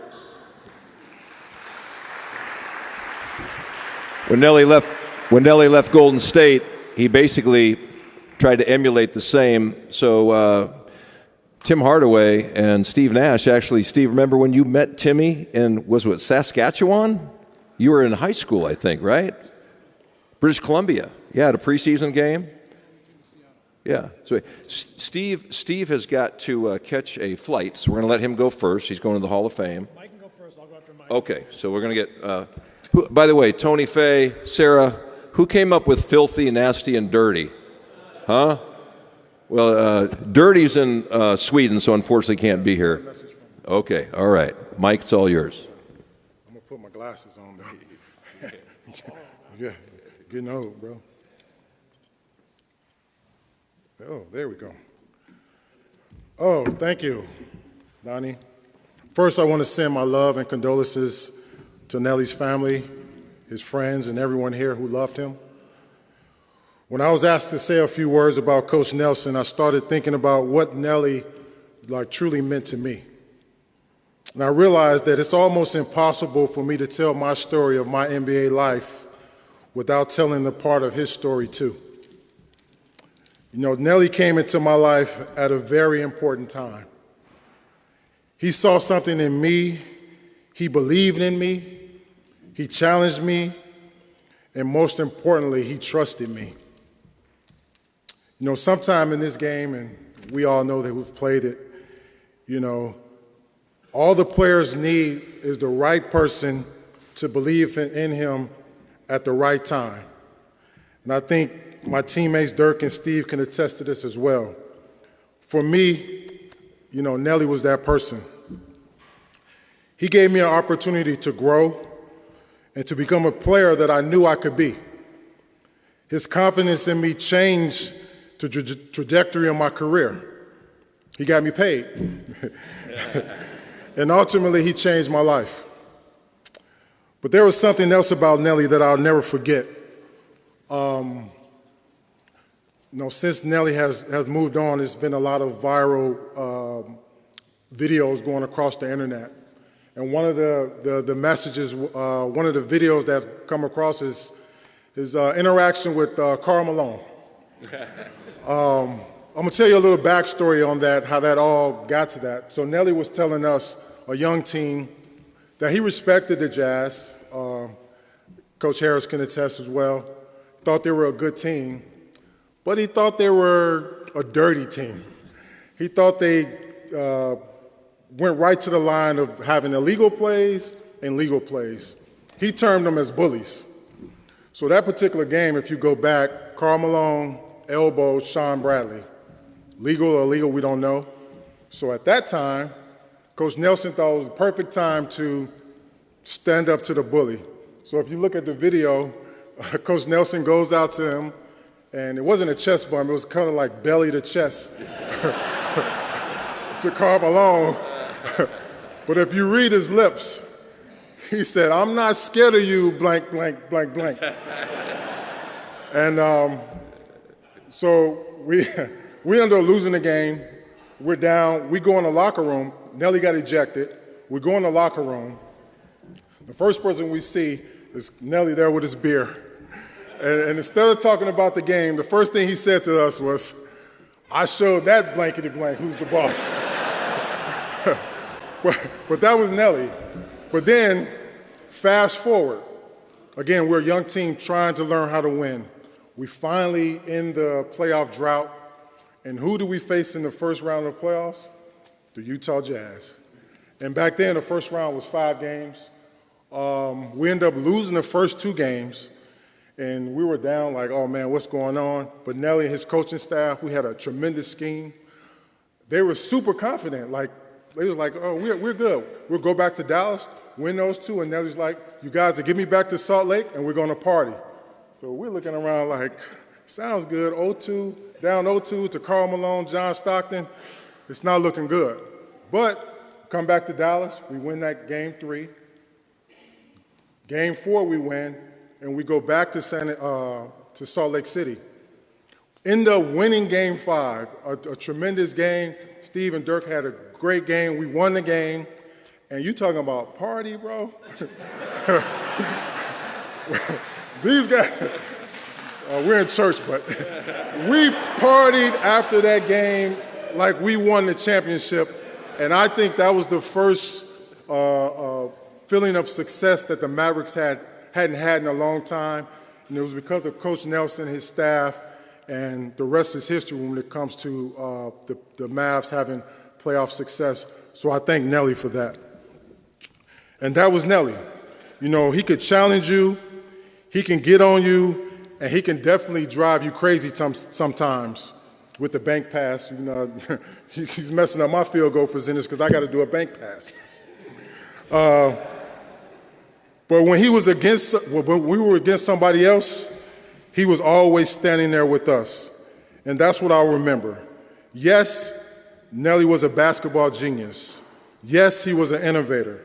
And he saw the game differently than anybody else. But when I think about Nellie, I think about something much more personal. I think about the man who believed in me and coached me and always had my back. And before I finish, I want to say something to Nellie's family. I know we had a special moment the other day. Thank you for sharing him with all of us. And especially thank you for sharing him with me. Because you shared him with me, I was blessed to have a coach, a mentor, and a man in my life who helped change its direction. So thank you. And I will never forget that, and I'm forever grateful.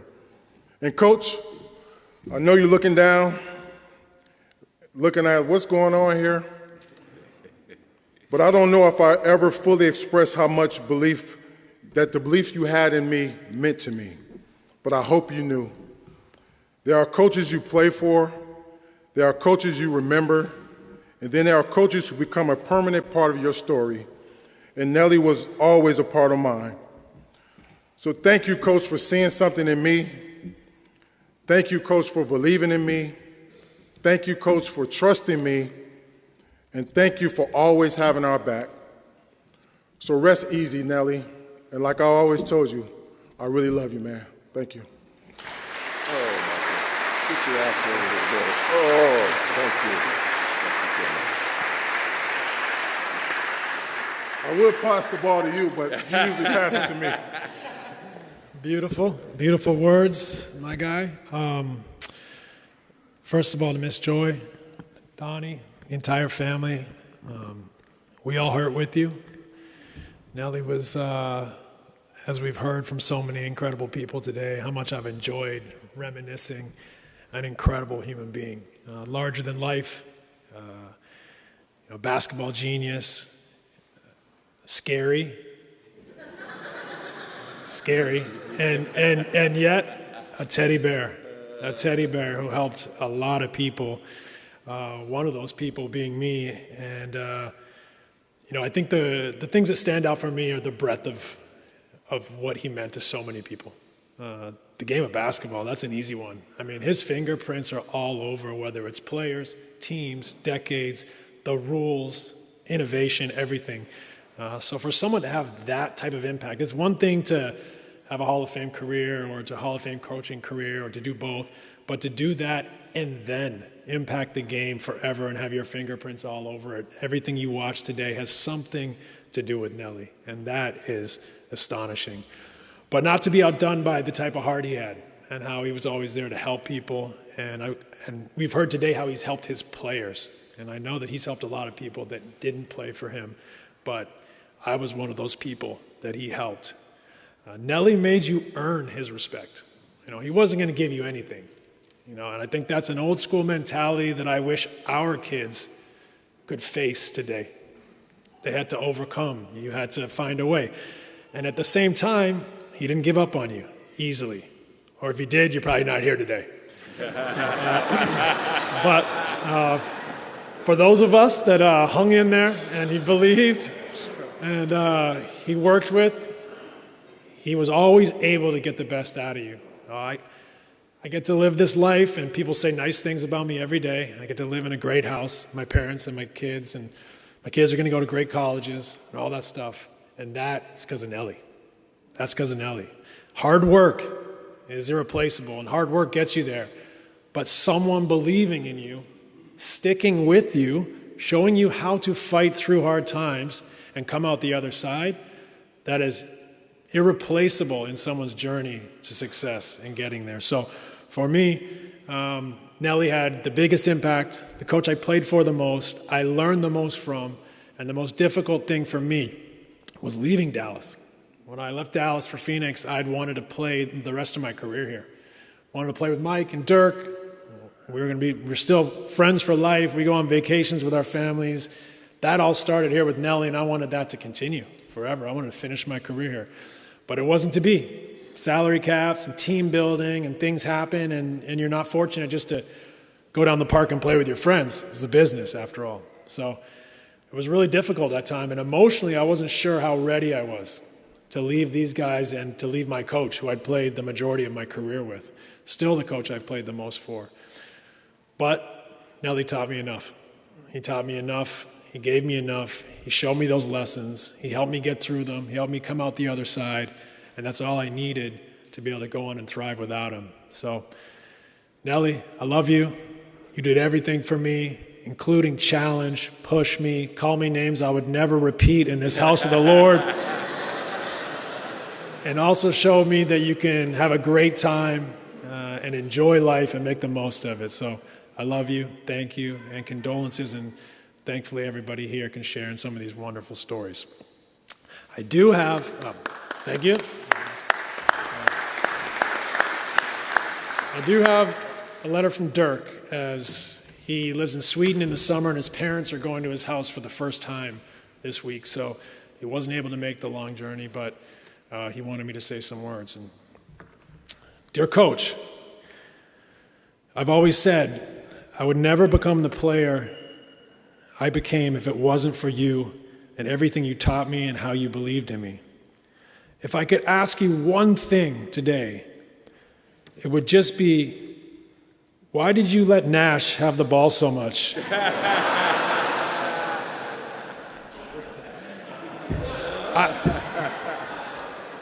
I didn't need to see him dribbling the air out of it every night.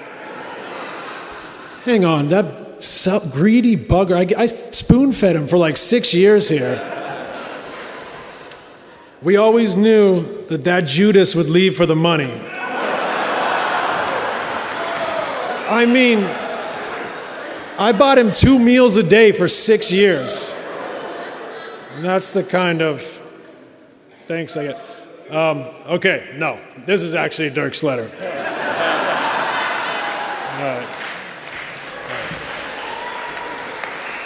All right. I won't do the accent, but you know, I know how much he wants to be here, so I'll try to get through this in a classy manner.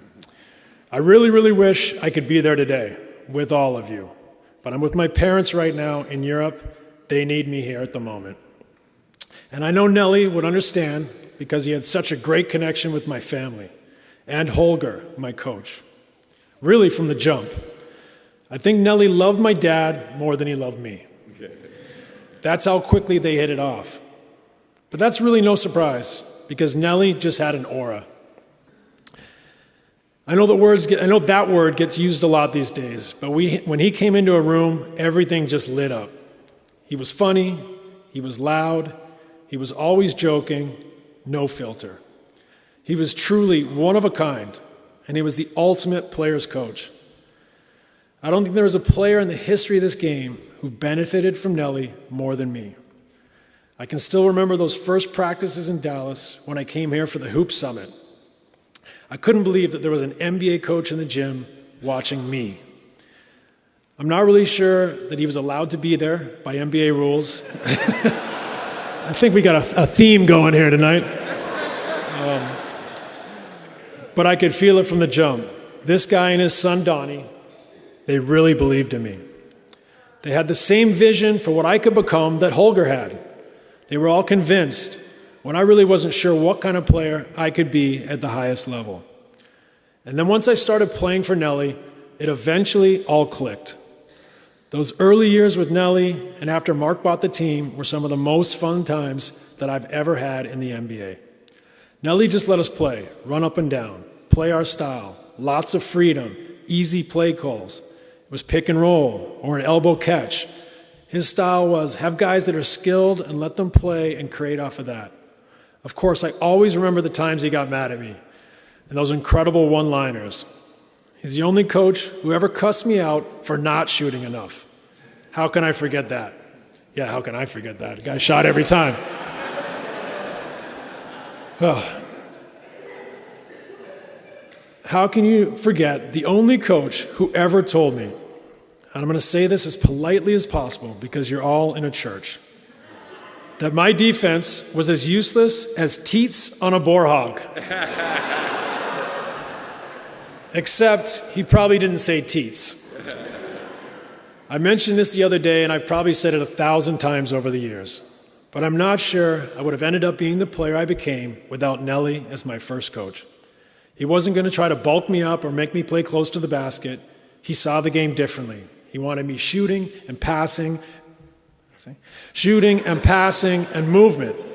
And thankfully, I'm so fortunate that I saw the things I would be good at the NBA, that he saw the things before I saw them.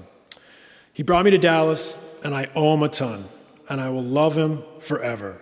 Donnie, Joy, everyone in the family, everyone in this room who knew and loved Nellie, please know that I'm thinking of everyone at this tough time, and that I will always be as proud to have played for Nels as anything I've achieved in my career.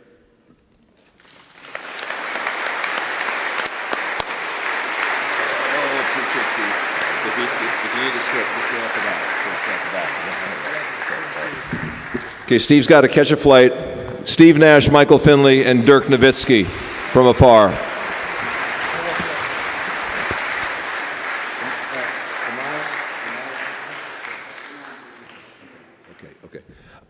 So just quickly, I know a lot of Mavericks. I know we're going over time. Avery, thank you for coming. Josh Howard is out there. Eddie Nahara, Devin Harris, thank you. The great Spud Webb, Nick the Quick Van Exel, Mark, thanks for coming. That's from the bottom of our heart, man. You guys being here means the world, so thank you very much.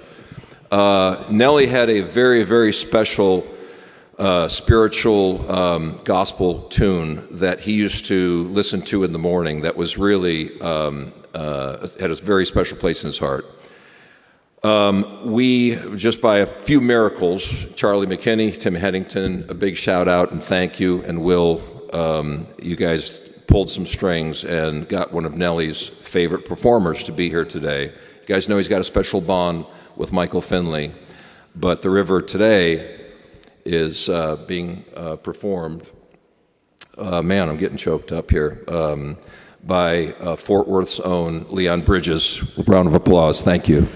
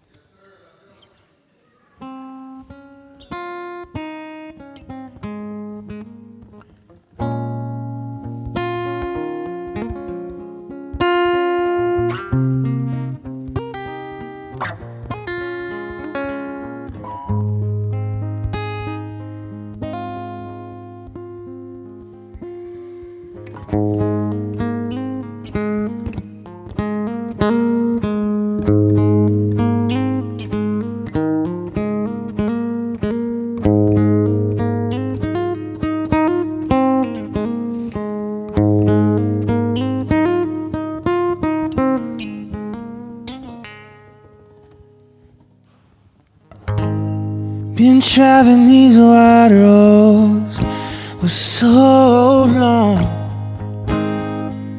My heart's been far from you, 10,000 miles gone.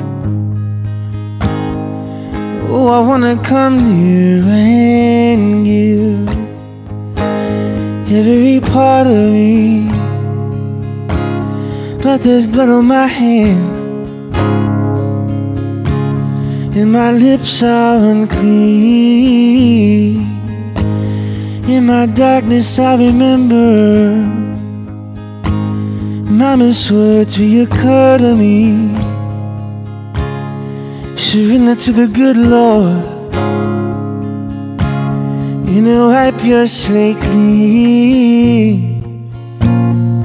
Take me to your river, I wanna go.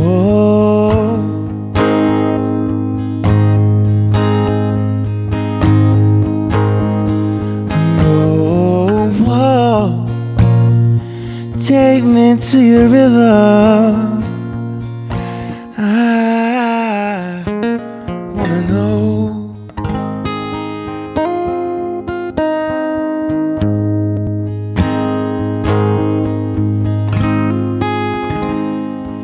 Dip me in your smooth waters, I go in as a man with many crimes. Come up for real, and my sins float down the Jordan. Oh, I wanna come near and give every part of me, but there's blood on my hand and my lips are unclean. Take me to your river, I wanna go.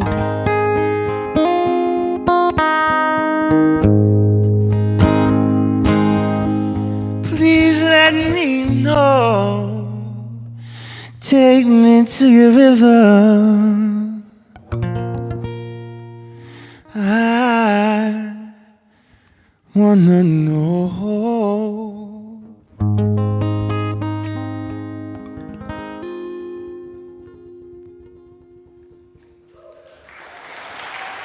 just want to say thank you to the Nelson family for having me. An honor to play a small part in celebrating a true legend. Thank you.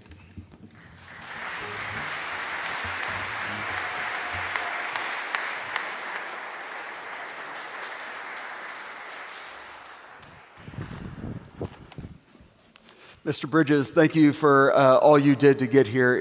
A lot of people jumped through a lot of hoops to be here today, and thank you very much. At this time, I do want to invite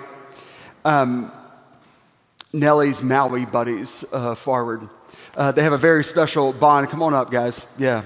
We want to invite Mike and Tom forward to give us a taste of Nellie's life on Maui, but also to intro a special guest. Good to see you guys. Welcome. I gotta have the dog. I can tell you this much, I don't know what it's like to be one of Nellie's basketball players.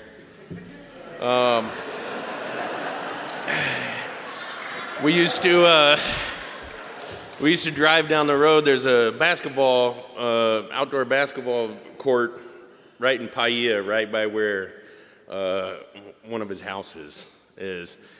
And every time we drove by, I just want to see what kind of reaction I could get out of Nellie. I'd say, hey, why don't we go out there? You give me a couple pointers. And every time he'd say something different, my favorite reaction was he said, I don't coach guys with a 2-inch vertical. I got to spend a lot of time competing with Nellie and against Nellie over the last decade. Probably our favorite place to compete, without a question of a doubt, was the golf course. I had called Nellie up. We had these two young guys, young golfers that wanted to play against me and Nellie. And so he picked me up, and we're on our way over there. And he said, so what's the deal with these two guys? I said, I think they're pretty nice guys, you know. He goes, do you think I care about their temperament? I want to know what kind of players they are. Well, I didn't really know what kind of players they were. We got to the golf course. I had something wrong with my ankle, so I was walking kind of funky. And Nellie, I think he was 81 at the time, and these guys were licking their lips. They were ready to take money from us. We weren't sure whether we were getting hustled or we were going to win a lot of money. And they did not know what they were in for. We won the match on the 10th hole. We let them press, and we beat them again on the 18th hole. It was kind of a funny moment because the first time I'd been gambling with Nellie on the golf course, and the guys that we played didn't have enough money to pay us. And so I had to pay Nellie and then collect later.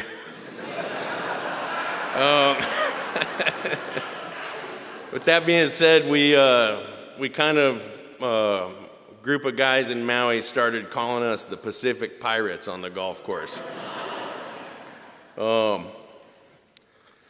Nellie was one of a kind.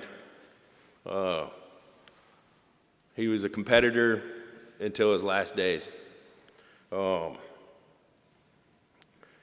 He always said he was the luckiest guy in the world. And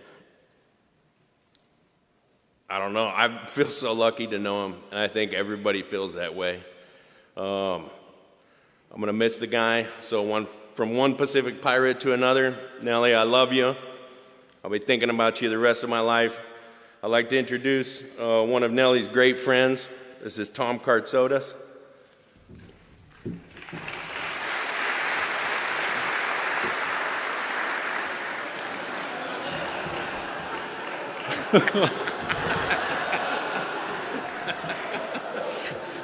Donnie and Joy, family, I know these last days have been tough, and I came here this morning not feeling so good, but this celebration has been wonderful. I feel like I've been with them for a bit.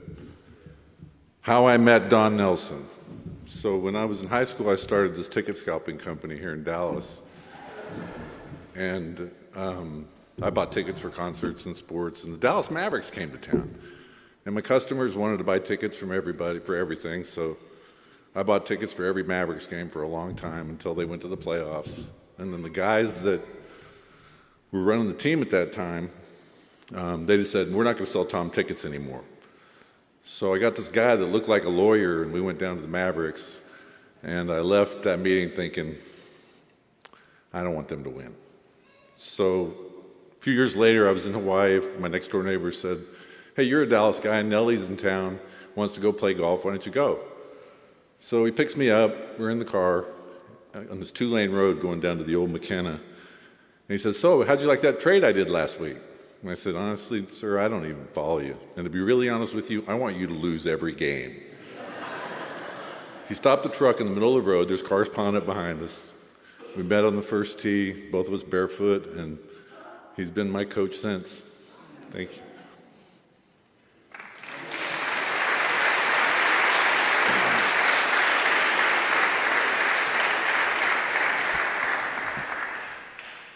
We want to play a video from one of Nellie's really good friends. I think you'll enjoy it. Hey everyone, I'm happy to get a chance to talk about my great friend Don Nelson. And I think everyone knows that Nellie loved Hawaii, and I spent a lot of time with him on Maui. And I wish I could say it was, talking about philosophy and tackling the big life questions, but no, mostly just gambling and competing. And Nellie was tough to compete against because you always had to be ready for the game within the game. I remember one of our big golf matches, we get to 18, biggest bet of the day. I'm going to tee off. Nellie drives up. He's looking at me and he's like, Christ, did you have polio as a kid? Your legs are so skinny, there's no definition in them. And I promptly lost the hole, shanked my drive, lost the bet. I mean, it's kind of hard to focus on your swing when you're wondering if you should be, wearing long pants when you play golf. And you would get so used to that side of Nellie, sometimes it'd catch you off guard with the other, because another time he's kind of watching me. He said, your dad would be really happy. I said, what? And he goes, your dad loved the game and he'd love seeing you learn it. And he was right. I would think about my dad a lot and feel connected with him. And Nellie was smart enough and sensitive enough to feel that. And really the gambling, shuffleboard and cards and golf, it was all just a portal into friendship and spending time together. And I know, the hardest time I ever went through, Nellie was there. When I got out of the hospital, he visited me, and I remember him kind of grabbed me and saying, okay, it's time to compete now. You got to compete. And that kind of became my rallying cry as I, try to find my way back. And I still say it. I say it to my kids too. So maybe Nellie was tackling the big question. What are we doing here? Well, we're here to compete. We're here to do our best. We're here to try to live a meaningful life and be part of a team. And there was not a better example than Nellie. And I thank God I was on his team. We all were.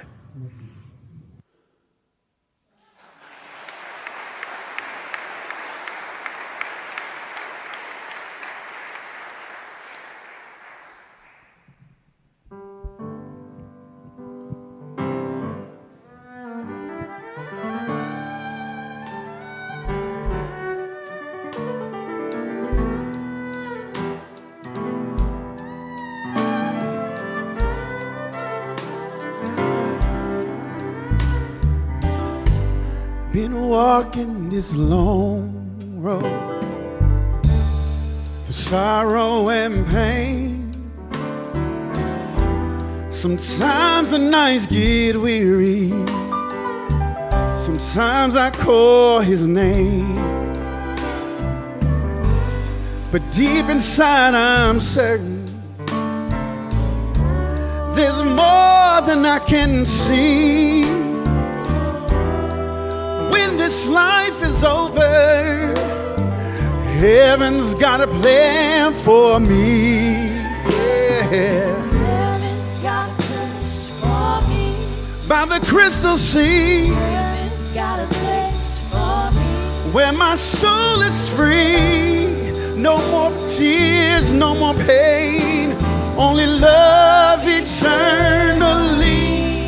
Oh, I'm bound for glory. Heaven, glory. Heaven's got a place for me.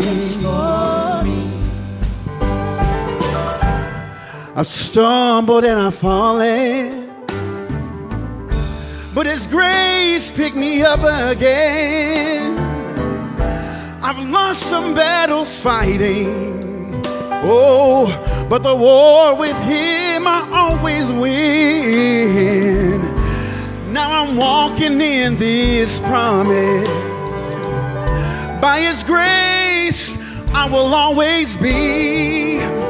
And I know when I cross that river, I've got heaven here with me. Oh, Heaven's got a place for me. by the crystal sea, Heaven's got a place for me. where my soul is free. No more tears, only love eternally. I'm bound for glory.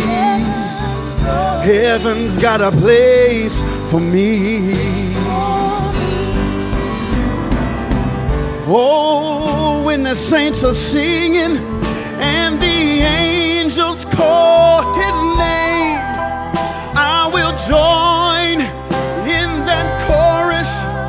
By the blood of the Lamb that was slain. Oh,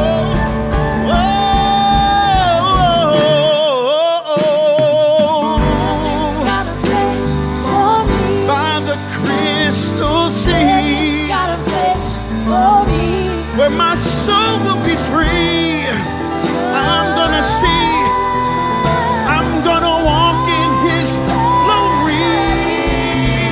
Oh, for all eternity, heaven's got a place for me. Heaven's got a place for me.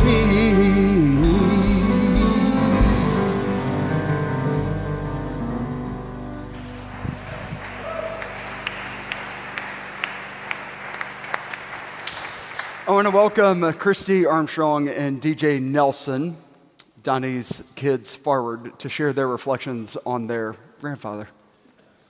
DJ, Christy.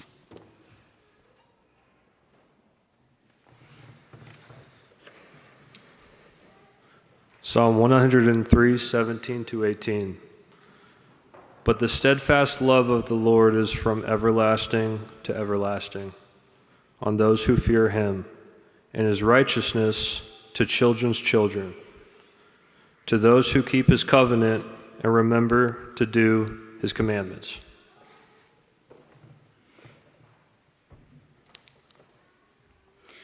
Well, we all thought your last chapter would be on Maui. But as some of you know, that last chapter was here in Dallas. Having you live around the corner from me here in Texas made for a lot of memories this past year. Ever since I was a little girl, I always called you Grampy. And when my 2-year-old first tried to repeat your name, it somehow came out as Doopy. I have no idea why, but it stuck. And from then on, we made pancakes together almost every morning. Those precious memories I will hold deeply in my heart, and I promise Dad and I will forever make the boys Doopy cakes for the rest of their lives.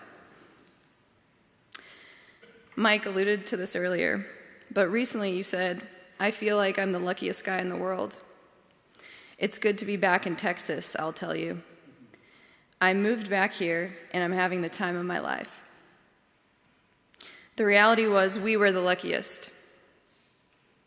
You were a lot of things: coach, innovator, visionary, Hall of Fame legend. But to us, you were so much more than that. You loved your players, but man, you loved us really well too. If this church is any proof, you've impacted so many around you.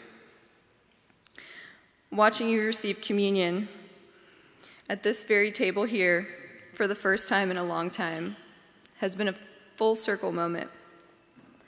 I don't think it was an accident that your last chapter was here surrounded by family. And although your time here was cut short, your legacy lives through us forever. I love you always, your Kiki. And now, there's no better way to send you into the waves than a song by your dear friend, the great Pat Green, everybody.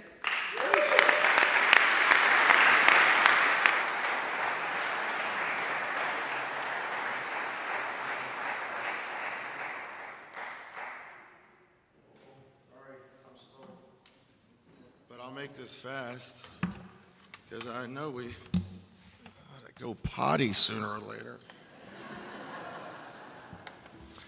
I'm gonna leave you that we lost a teammate of mine for a long time, a couple months ago, to an accident. And what I realized when I was eulogizing him is that we all felt like he was our guy.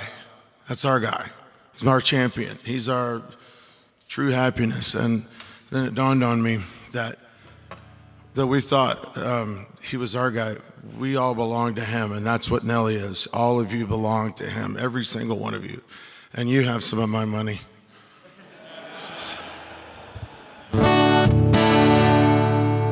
Mile upon mile, got no direction. We're all playing the same game. We're all looking for redemption, baby. Just afraid to say the name. We're so caught up now in pretending. What we're seeking is the truth. I'm just looking for a happy ending, baby. All I'm looking for is you. And it came about me way on way. You're the reason I'm still here. No matter what you were sent to say. And it came about me way on way. I wandered out into the water, and I thought that I might drown. I don't know what I was after, baby. I just know I was going down. And that's when she found me. I'm not afraid anymore. She said, you know, I always had you, baby. Just waiting for you to find what you were looking for. It came upon me wave on wave. You're the reason I'm still here. Am I the one you were sent to say? And it came upon me wave on wave. Wave on wave. That was in tune, actually. Wave on wave. Okay, I'm gonna do this differently.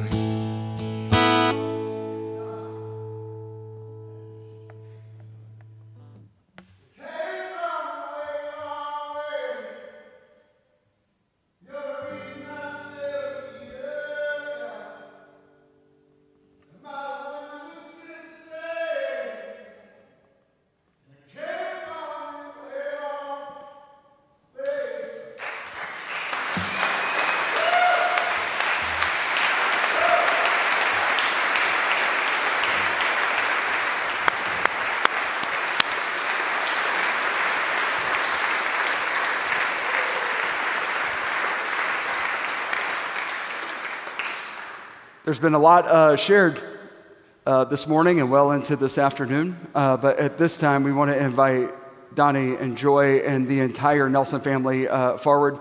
They want to say thank you to each and every one of you who has gathered. Joy, Donnie. Thank you. Mm-hmm.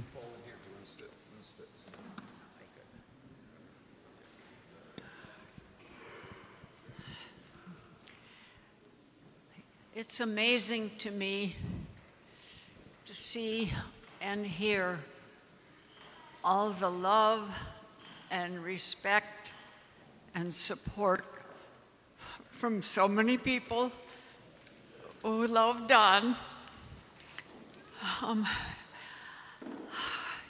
Thank you all for coming and for honoring my husband.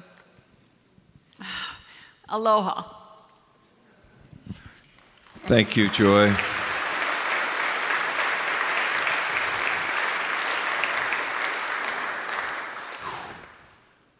Pat and Leon, you guys nailed it. Thank you very much. You guys, those are two of his favorite songs, so thank you. We're going to continue this celebration, and if you're not doing anything later on tonight, we'll be at Chamberlain's Steakhouse Cigar Lounge from 4 till closing. Talking, passing the mic, singing, and celebrating an incredible life. And then later on, stay tuned, there will be a sprinkling of ashes with Joy's Canoe Club. This is a good time to plug your canoe club, Joy. A canoe club to be named later, and we'll keep you posted on that. So again, Kihei Canoe Club. Kihei Canoe Club, there it is, on Maui. And if you need a place to stay, Nellie's Rentals, right? Huh? That's the way he'd want it. Thanks, everybody, for coming. We love you guys. Thank you.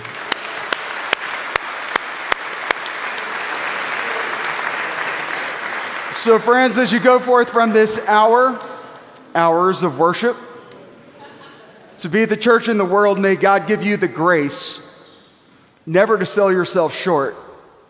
Grace to risk something big for something good. Grace to recognize that the world is now too dangerous for anything but truth, far too small for anything but love. So may God take our minds and think through them. May God take our lips and speak through them. And may God take our hearts, each and every last one of them, and set them on fire. And may the grace of our Lord Jesus Christ, the love of God, and the fellowship of the Holy Spirit be with us all and guide us in our many, many, many, many, many different ways. This day and all of our days. May it be so. Amen.